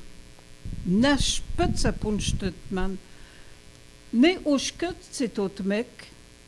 Moktiam, tu que mamo hitnano, tu que mamo aimnano, tan kati kaispelt te weshkut, que aist que apnanos, tu que les ewasiunanos. Ek ne aishket tant c'est totmek titi tsumtayek ne le tant oui t'appelles tout le monde tant c'est ishnakust. Ma question c'est je comprends pas la démarche. C'est ce que je comprends, c'est qu'il y a des cercles de partage, mais après pour que où je l'ai mopé là, comme information, excusez pour le terme, là, mais il y a par la suite, pour élaborer tout ce processus-là de loi, de mise en place de la loi faite selon nous voilà, je comprends que les cercles de partage, c'est pour partager puis évacuer un peu le trop-plein de tout ça. Puis ça, c'est que pour une semaine. Ntoho nanon, et yeshkopenanon, c'est ntomushoanos. Tu sais, il y a toute cette période-là, là, vous avez bien choisi préparation de la chasse et tout ça. Puis, en tout cas, ça fait drôle, ça fait bizarre. Puis, ça, on va-tu le retrouver aussi? Est-ce qu'on va le recevoir aussi, le calendrier de travail? Puis, j'ai une autre question. La présentation de Maître, qui était une super de bonne, de Maître Drouin, qui était une bonne présentation. Est-ce qu'on pourrait, si on la demande, en faire la demande, puis la recevoir à quelque part, si elle est d'accord, pour nous la fournir? Parce qu'il y avait plein d'informations pertinentes là-dedans. Puis c'est ça. Il y a des discussions communautaires d'octobre à décembre. Il me semble que c'est court comme période pour faire une loi sur la protection de la jeunesse qui vient nous chercher le cœur. C'est jusqu'à maintenant. Merci, Janine. Concernant la présentation de Maître Drouin, on va en faire la demande, puis je vais t'informer si c'est possible de la recevoir. Concernant, il y a la démarche, elle débute avec des cercles de partage. Comme tu l'as mentionné, c'est important d'aller évacuer, je vais le dire comme tu as mentionné, d'évacuer le vécu, de qu'est-ce qu'on a vécu avec la loi de la protection de la jeunesse. De octobre à décembre va être les discussions communautaires. Puis, quand on s'est réunis, la commission, les commissaires, il y a eu mention des cercles de partage. Pas des cercles de partage, mais de la période de chasse. On en a pris considération, on l'a pris en considération parce que c'est important pour nous de pratiquer c'est pas ce sport, parce que c'est pas un sport. C'est important pour nous de pratiquer l'Inuitun. Il y a des périodes en octobre, je pense que ça commence à la fin octobre, Steve. Fin octobre, c'est là que ça commence les discussions communautaires. Puis, ça va aller jusqu'en décembre. Ça va être tout... c'est sûr et certain qu'on sent qu'on veut vous presser, mais c'est vraiment, vraiment, vraiment pas le cas. On ne veut pas se précipiter pour bâtir cette loi-là. Mais il va y avoir beaucoup de rencontres durant le nombre de octobre à décembre. Il va y avoir beaucoup de consultations, de discussions qui vont être effectuées avec nos membres, avec Pequawamilnuts. Peut-être qu'il y aurait possibilité qu'on puisse présenter le calendrier auquel on a pensé, par exemple. Peut-être qu'il y aurait possibilité. Je pourrais voir avec la commission. Mais c'est sûr et certain qu'on a pris en considération notre période de chasse.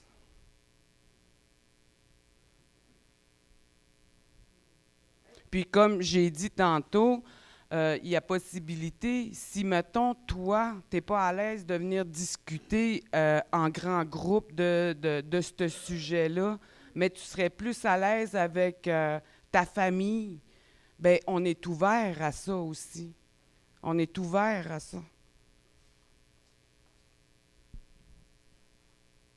Tu sais, on ne vous demande pas que vous vous adaptez à nous. On veut s'adapter à vous aussi. Parce que c'est avec vous qu'on veut la faire, cette loi-là.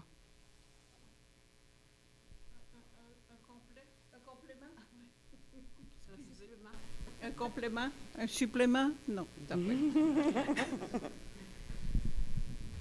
Mönchtetman, mo peika pi chammin pushk, ekoneti, nantot saltemek titi tsumtakens, tantepai ishnakoneti tsumtakens, le projet de loi. Si je comprends bien, c'est juste 1 mois et demi de consultation.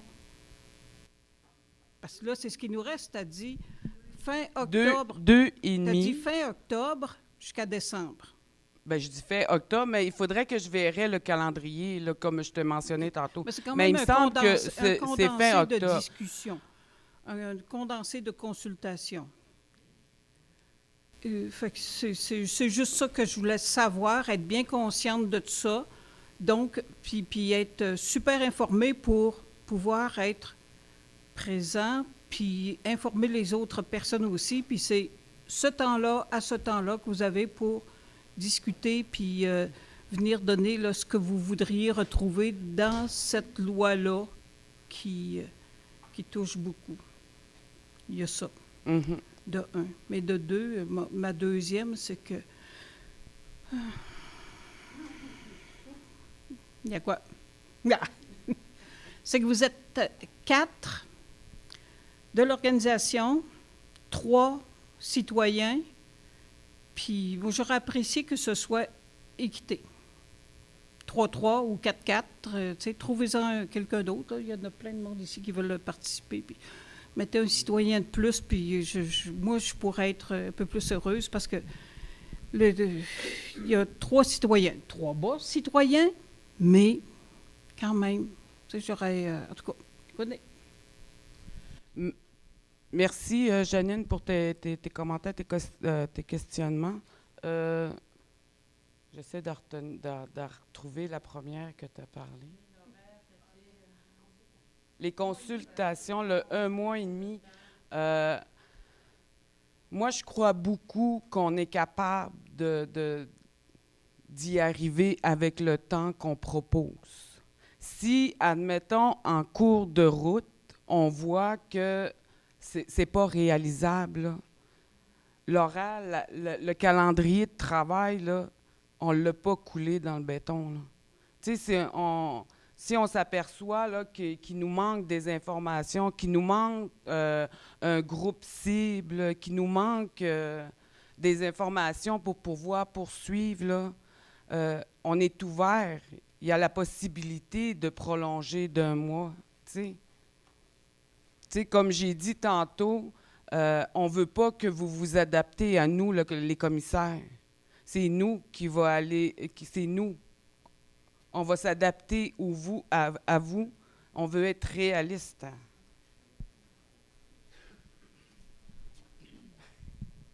J'en ai perdu. Non, juste pour complément. Dans le fond, oui, il y a le processus qu'on a mis en place là, mais c'est sûr qu'il ne faut pas oublier que le comité consultatif citoyen aussi qui est présent. Puis lui, ce qu'il va avoir comme dans le fond, ce qu'il va avoir comme but, c'est justement de nous ramener des fois à la réalité, de dire que ça ne fonctionne peut-être pas, ou il y a peut-être des groupes cibles qu'on avait regardés, puis que finalement, on a peut-être oublié un groupe. Fait que justement, s'ils nous disent, le comité consultatif citoyen nous recommande de peut-être prolonger un peu plus la consultation, c'est une possibilité. Mais c'est sûr qu'ils vont avoir un rôle à jouer, c'est justement de nous enligner pour savoir qui consulter, combien de temps que ça va durer. Fait qu'ils vont avoir ce rôle-là aussi d'être, quelque part, des gardiens de justement du processus pour qu'il se déroule pour le mieux des Pequawamilnuts. Oui, exactement. Ils ont un bon bagage, puis c'est justement, ils vont pouvoir faire bénéficier la communauté là, de leur expérience.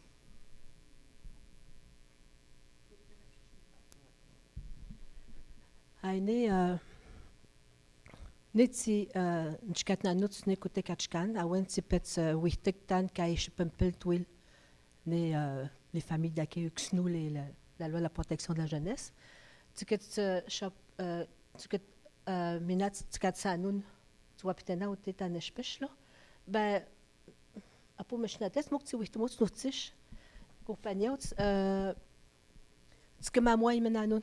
Tiket pati pishnem tan ishtetehtek wil ne awen ne pekok miunu tan ishwapitek tan spaishnakun le tilanut te pertumunu tsimtai kote te tsich pe wat takento awaset pekok mit pekun ais ke pertenau ashkut ke pertenau ek makne ka wihtek aites ka natut sel maknus ke ute pekok mit Makit shashpse kamamu atseto meshtauyat make wilot pat que certumut que wilot pati wihtumut tan ne shwaptkon elu te pertumunu tan se shnakut se kunsi tataken to pse et tu me la cache que atsanun. OK, T'es-tu, ch'ten, tu apitaken, ksnoulet, c'est apitaken, c'est tout le monde, c'est la nuit, c'est pek tout le monde. Écoutez, oui, kawitko. Janine, excuse-moi, là, je te nomme. Mais pour répondre aussi, tantôt tu as parlé concernant la consultation qui va s'effectuer de octobre à décembre. Il ne faut pas oublier que durant le calendrier de travail, il va y avoir une autre consultation quand on va avoir un projet. Puis là, encore, si vous nous mentionnez que non, cet article-là, ça ne marche pas, bien, nous autres, on va retourner faire les devoirs avec vos préoccupations.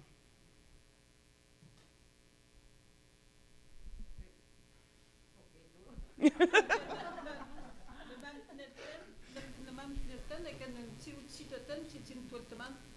c'est toi, tu sais qu'à Neloueta, excuse-moi, tu parti à une toile de mot, tu dis mok Nelouanou.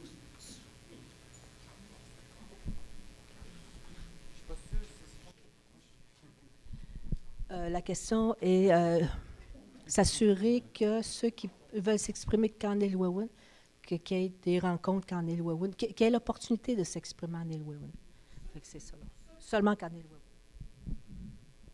Oui, c'est sûr et certain qu'en groupe, on y a pensé qu'il y ait la possibilité de venir verbaliser en Nélouaouen. C'est important pour moi, ça, c'est sûr et certain que c'était mis sur les possibilités lors des discussions communautaires. Coïchon. Oui. Je vais parler en tant que Pégouamino. C'est plus un commentaire au niveau de la commission. Si on espère un jour d'avoir une bonne communauté en santé, je pense qu'il va falloir qu'on commence à les écouter au lieu d'être juste attendus. Puis en même temps, fait du pouce que Janine disait, on n'aurait pas inclus le Conseil des jeunes au niveau de la table des commissaires. C'est juste ça que j'avais à dire. Pour qu'est-ce que tu nous partages concernant d'être entendu, le comité citoyen vont agir pour nous. T'sais, ils vont entendre des commentaires, des préoccupations. De là, va être important que la communication se fasse entre le comité citoyen, MAC, les commissaires. Non, comment ça s'appelle? Le comité législatif de la loi de la protection de la jeunesse.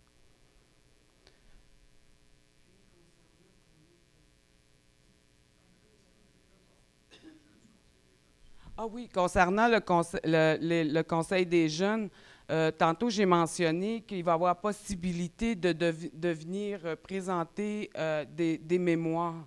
On envisage de donner la possibilité à des organismes communautaires, à le Comité des jeunes, de venir nous voir puis nous soumettre leurs préoccupations. Tu sais, on est ouvert. Pardon? Ah, tu parlais d'un siège. Ah, à la commission, OK. OK, je comprends. On a un membre au comité citoyen. Aïka, qui est... oui, c'est vrai. Aïka, tu étais dans le comité des jeunes. Conseil des jeunes. Bien, c'est sûr, ça va être important qu'on partage quand on assiste à des cercles, pas des cercles de discussion, mais à des discussions communautaires, tu sais, pour que la démarche soit entendue, pour que nos membres soient tout au courant qu'on entende cette démarche-là. Puis que, tu sais, on veut que les membres de la communauté se sentent interpellés par ce sujet-là. Tu sais, parce que la loi de la protection de la jeunesse, on le dira jamais assez, bien, ça ne nous ressemble pas. Tu sais, on veut pour nos enfants futurs, nos enfants qui sont là présentement, une loi qui va leur permettre de s'épanouir. Puis, tu sais, moi, je crois beaucoup à nos membres de la communauté, en vous. As-tu d'autres questions? Oui. C'est pour personne d'autre, là? Astum.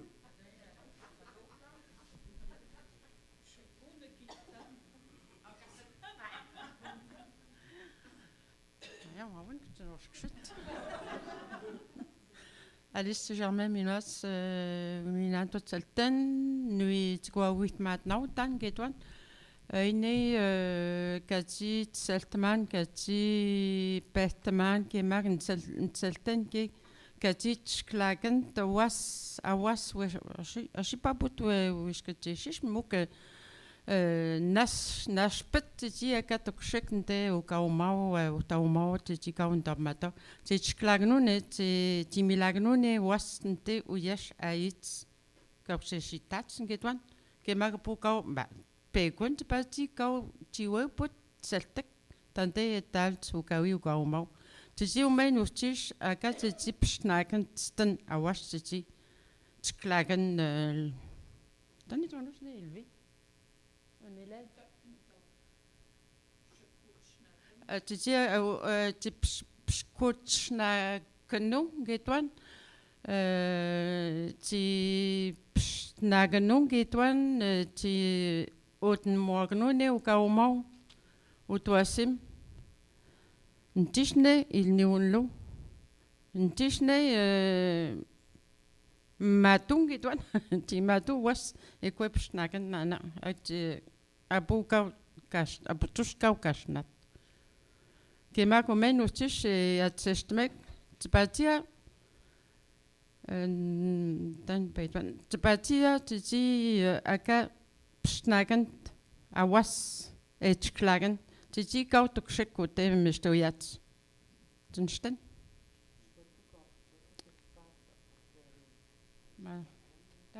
Ah, ok. Hein?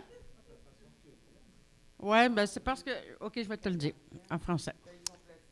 Oui, c'est parce que là, moi, je connais un enfant qui a été enlevé de sa mère à sa naissance, puis il a été placé ailleurs qu'ici, même pas dans une communauté autochtone, puis il a été donné pour être adopté.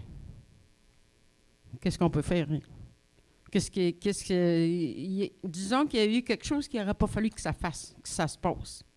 Puis là, ben aujourd'hui, le travail que vous amenez, que vous voulez, qu'on veut avoir, nous aussi, moi ça, j'aimerais ça l'avoir, qu'on puisse être capable de garder nos enfants quand même là, quand même que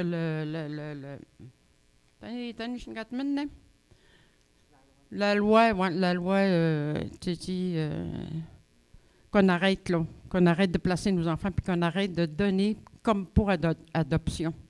Tout ce qu'on a pas tellement. Un coup de chip que tu vois, on en a pas que tu vois, on en a que c'est là. Un coup de que tu n'as pas là. Tu vas m'agner. Tu dis une gable tagant que ça s'arrête. C'est sûr et certain, comme Mme Drouin tantôt l'a mentionné dans sa présentation, notre future loi, notre loi qu'on veut se doter, on ne veut pas que ce soit des enfants qui soient partis, qui partent à l'extérieur. Tu sais, Weshket, c'était quand il y avait une problématique dans une famille, c'était les oncles, les tantes, qui venaient soutenir le parent qui avait de la difficulté. Puis c'est ça qui nous rassemble, c'est ça nos valeurs, c'est ça nos principes à nous. Fait que c'est sûr et certain que on va s'en aller vers... Moi, j'espère qu'on s'en aille vers cette direction-là.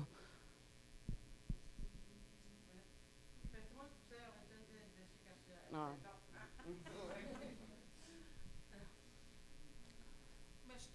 D'autres personnes?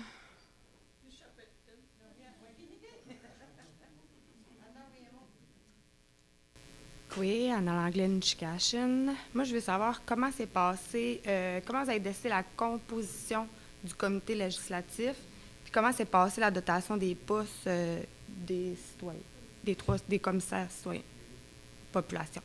J'utilise les bons termes. Concernant les commissaires, la commission législative de la loi de la protection de la jeunesse, on a décidé, on en est convenu qu'au niveau, pour nous aider à bâtir cette loi-là, c'était important d'inclure l'administration. Donc, le pourquoi que Mme Larouche est avec nous, suivi de Mme Gill. Puis, après ça, moi puis Jonathan, on est les élus respectifs de Santé Mieux-être Collectif. Puis, concernant les membres de la population qui siègent avec nous, on a procédé, on a tout fait, c'est ça, un brainstorming. Tu sais, on a pensé à des gens, on a mis toutes les personnes qu'on pensait venir, qui avaient des possibilités de venir se joindre à nous. Puis, de là, ben, le choix des 3 commissaires, Marie-Ève, Stacy, Mac, Bibiane. Puis, concernant le comité citoyen, comme j'ai dit en vous présentant, on a eu une très belle brochette de candidats. Ça, je ne vous mens pas, là. On avait beaucoup reçu de candidatures. Puis, vous vous souvenez, quand ça a passé pour l'affichage, pour la mise en candidature, c'était à 5 membres. Le comité devait à la base être à 5 membres. Puis, avec le choix qu'on avait, parce que tout le monde, tous les commissaires ont dit leurs mots, c'était vraiment difficile. Ça fait qu'on a décidé, on a proposé à Kotokmateta de monter le comité citoyen à 7 pour pouvoir aller en chercher 2 autres. Oui, puis on voulait un membre qui avait vécu la protection de la jeunesse, qui a été maman d'un enfant placé, qui a été famille d'accueil. Il y avait aussi, que j'ai oublié de mentionner, un aîné. Il y avait aussi un membre intéressé sur le sujet de la protection de la jeunesse. Puis, comme vous voyez, on n'a pas eu... moi, j'aimerais ça faire une différence, par exemple, concernant Koukoum puis aîné. Une Koukoum, je suis Koukoum, mais je ne me considère pas comme une aînée. Pour moi, une aînée, c'est quelqu'un qui a la sagesse. Je ne sais pas si vous comprenez ce que je veux dire, tu sais, qui possède un méchant bagage, là. Ça fait qu'on n'avait pas eu de... Puis je ne veux pas dire que les Koukoum qui avaient présenté, là, qui avaient soumis leur candidature, qui n'avaient pas de bagage, là. Mais je tiens à préciser qu'on voulait une aînée. Puis, on n'en a pas eu. Mais dans la démarche, on envisage, c'était de créer un comité d'aînés. Je le sais qu'il y en a déjà, gens qui se réunissent pour certaines événements ou concernant, je ne sais pas moi, les toponymes puis tout ça, là. Ça fait qu'on veut aller à leur rencontre. C'est important qu'on puisse aller à leur rencontre parce que ils ont des choses à nous partager. Ils ont des choses, ils ont des valeurs, ils ont les principes qui sont ancrés, qui est important qu'on entende. Fait que voilà comment ça s'est passé concernant la création des 2 comités. Qu'est-ce que non.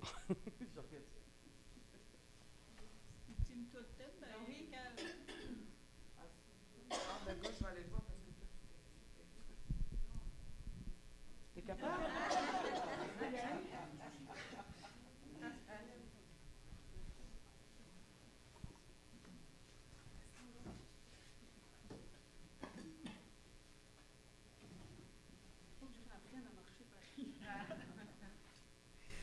J'ai écrit ma question parce que, pour pas que...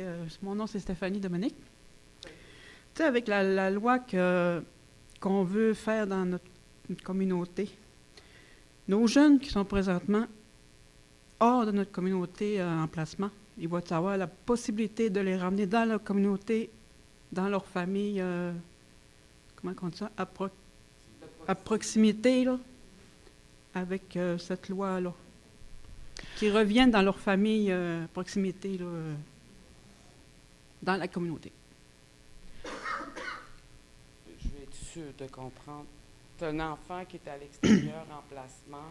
Oui. Si on se dote de notre propre loi, l'enfant va-tu... Parce qu'il est hors réserve, là. Ouais. Donc, genre un enfant hors réserve de notre communauté. OK. Mais peut-être mettre... ça, c'est plus juridique, hein? Oui, bonsoir. En fait, c'est une très bonne question. Présentement, la C92 prévoit aussi qu'il y a une révision régulière qui doit être faite des enfants qui sont placés hors de leur famille immédiate. Donc, ce système-là est venu avec la loi fédérale que je parlais un petit peu plus tôt. Donc, ça, c'est quelque chose que c'est important que tout le monde sache, qu'il y a déjà ce système de révision régulière-là que le DPJ doit faire. Donc, si il y a un enfant que vous connaissez ou votre enfant ou quelqu'un dans votre famille qui est placé pas avec ses parents ni sa famille immédiate, il y a un système de révision régulière qui doit être fait et vous pouvez demander que cette révision-là soit faite. Donc, c'est important de garder en tête parce qu'on veut essayer de ramener aussi nos enfants. Puis, il y a déjà un jugement qui a été rendu par la Cour d'appel qu'il y a des enfants qui étaient placés à majorité dans une famille allochtone et la grand-maman était maintenant disponible pour avoir les enfants. Et le placement à majorité a été renversé et les enfants retournés avec la grand-maman. Donc, c'est déjà un système qui existe, mais effectivement, c'est quelque chose que vous pouvez prévoir, là, justement, toute cette révision-là des dossiers, puis planifier là, de vouloir...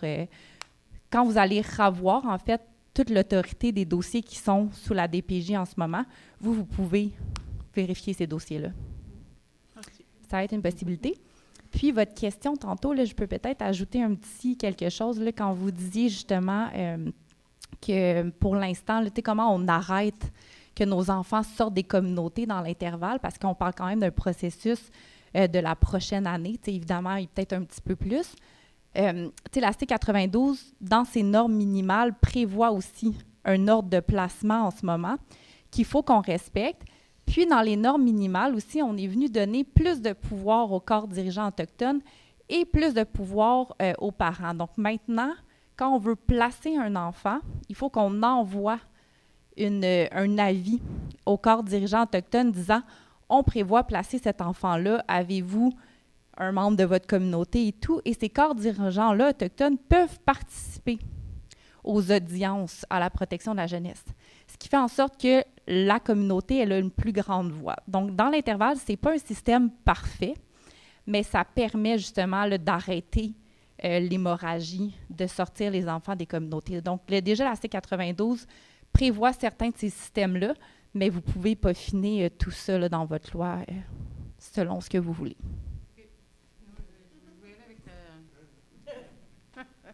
Pour moi ou... Oui, pour toi. Pour moi. Là, en ce moment-là, est-ce qu'on peut renverser la décision qui a été faite il y a peut-être 10 ans, mettons, là, juste exemple, là, je veux juste... Si on peut y aller jusque-là. Bien, c'est très délicat. C'est vraiment du cas par cas, puis c'est difficile de répondre en général à cette question-là parce qu'il y a plusieurs considérations qu'on doit prendre dans ce genre de décision-là. Fait que c'est difficile de dire oui ou non. C'est vraiment du cas par cas selon chaque décision. C'est qui la personne qui est capable de prendre l'enfant maintenant? C'est quoi le lien de l'enfant avec la famille dans laquelle il est depuis les 10 dernières années? Donc, il y a vraiment beaucoup de critères à prendre en considération pour arriver à ce type de décision-là. Donc, je n'ai pas de belles réponses à fournir aujourd'hui, mais c'est des choses que vous pouvez discuter ouvertement, à savoir c'est quoi la solution pour le meilleur intérêt de cet enfant-là là, dans les circonstances. Oui, puis ça doit être difficile aujourd'hui, vu qu'il a été adopté là, par une famille allochtone. Bien, les adoptions, c'est plus difficile, effectivement, parce que les adoptions, ça brise le lien de filiation légalement entre le parent et l'enfant. Donc, c'est difficile de retrouver ces enfants-là, de les retracer et de renverser ça. En fait, là, l'adoption, c'est vraiment un autre domaine juridique que le placement. Tu sais, moi, je parle, la révision régulière des dossiers, c'est vraiment au niveau des placements des enfants en famille d'accueil, tu sais, même si c'est un placement à majorité, par exemple. Mais les adoptions, c'est vraiment un autre régime juridique là, où est-ce on n'a pas mainmise, malheureusement. Là.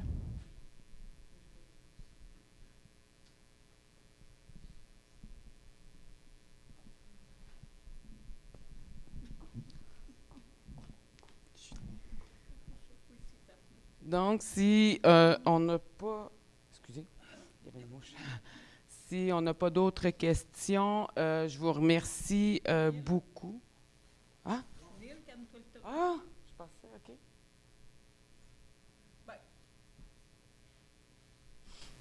Mokaïmoun Noui Pichnen. Est-ce que Minouat Janine Tremblay? Né Noui Witten et Alum Hikoyan.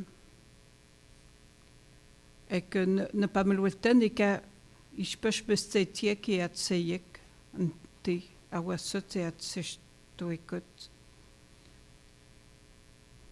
Au té, me j'touiat.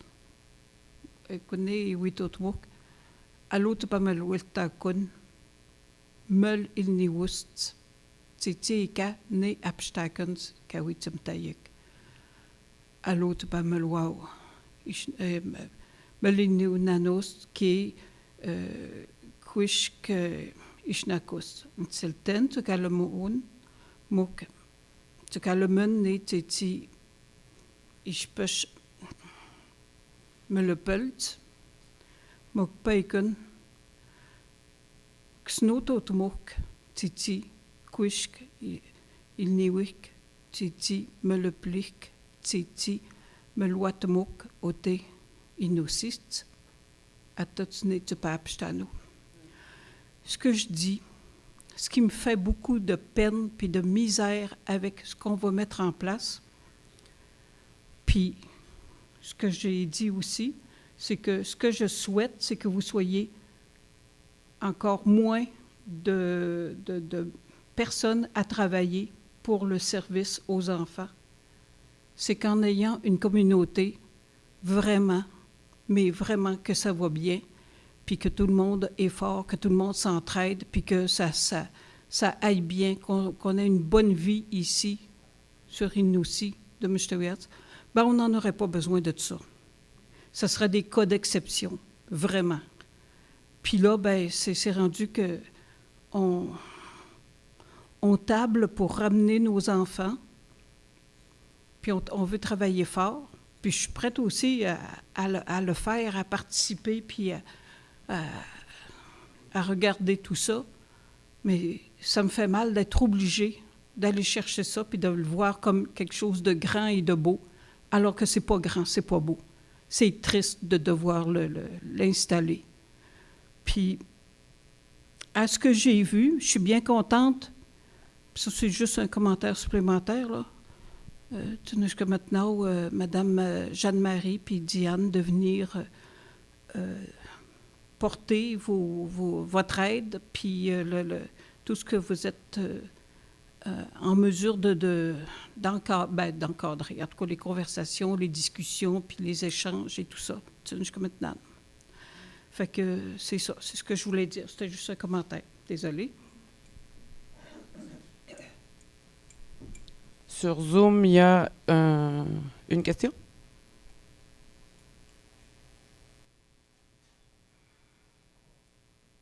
Quoi, Julie? Oui, quoi tout le monde. Je suis bien contente d'avoir participé à cette rencontre. C'est un beau travail qui s'amorce pour la communauté. Autant les membres du comité consultatif citoyen puis le comité législatif, c'est des grands mots. Hein. Mais moi, ce que je voulais apporter, c'est que je sais que les Atikamekw, je pense qu'ils ont quand même une longueur d'avance sur nous par rapport à ces démarches-là. C'est sûr qu'eux, ils se sont dotés d'un système d'intervention d'autorité atikamekw depuis quand même plusieurs années. Puis au niveau de l'application, parce que j'ai travaillé là, à Manoine quand même quelques années aussi là, aux services sociaux. Puis au niveau de l'application, il y a des belles choses qui se font. Fait que peut-être qu'on pourrait quand même s'en inspirer, même si je sais que ça va être aux couleurs à nos couleurs là, des Péguakmé-Inuits, mais il y a quand même des ressemblances entre nations. Fait que c'est un travail qu'eux ont déjà amorcé depuis longtemps. Fait qu'on peut s'en inspirer, que ce soit là, au niveau, quand il arrive une situation, mettons que la direction de la protection de la jeunesse doit intervenir, ben, que ce soit au niveau du conseil de famille, du cercle d'aidants, du conseil des sages, puis eux, ils jouent tout un rôle aussi là, lorsqu'il s'agit de faire une intervention, là. Puis pour avoir pour avoir intervenu là, dans différentes situations, on faisait vraiment des belles choses, comme entre autres des camps en territoire pour les familles. C'était exclusivement pour les parents, les enfants, puis si la famille désirait aussi qu'une tante ou quelqu'un de significatif de la famille soit là également, ben il est invité, puis de faire c'est pour que ça se rapproche de notre culture aussi, de nos valeurs. Je pense que ça va être important de ne pas hésiter de faire des interventions ou au niveau des familles, mais en territoire aussi, là. Je pense que c'est là qu'on se retrouve le mieux aussi, là, comme individu, puis comme... Fait que je pense que ça serait bien qu'on s'inspire quand même un peu d'eux, mais parce qu'ils ont déjà fait un gros travail, faut pas non plus tout recommencer du début. Fait que merci, c'était ma petite intervention. Merci, Julie, pour tes commentaires. C'est sûr et certain, tu sais, dernièrement, je suis allée à Manawan. On est allé avec des directions opérationnelles. Je suis allée avec des directeurs opérationnels dans la communauté dernièrement de Manawan. Puis, on a échangé avec des directions là-bas. Justement, ils nous parlaient des actions qu'ils posaient déjà. Puis, c'était vraiment intéressant, l'information qu'on est allé chercher dans cette communauté. Puis, effectivement, la communauté de Dobitchwan possède leur propre loi de la protection de la jeunesse. Puis, avec le commissaire, on avait mentionné au début d'aller à chercher l'information pour voir comment est-ce que ça fonctionne maintenant avec leur loi. Puis, il y avait même aussi au niveau de Maliotenam qui ont débuté aussi les démarches.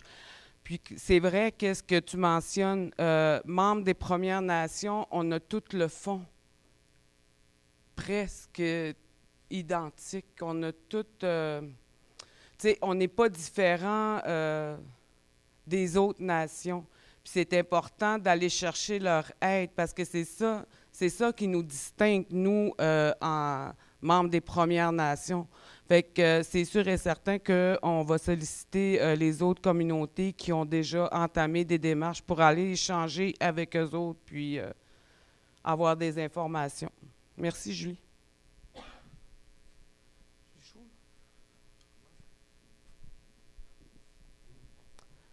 Fait que sur ce, j'aimerais vous remercier de votre présence. Ça a été vraiment je reviens avec mon honneur de vous voir pour le sujet qui vous a été présenté. Puis, soyez à l'affût quand on va présenter le calendrier des discussions communautaires. Tu sais, on compte sur vous, on compte Mamou ensemble. Je pense qu'on peut, je suis sûre qu'on peut avoir un beau bébé. Je vais dire ça comme ça. C'est jusqu'à maintenant.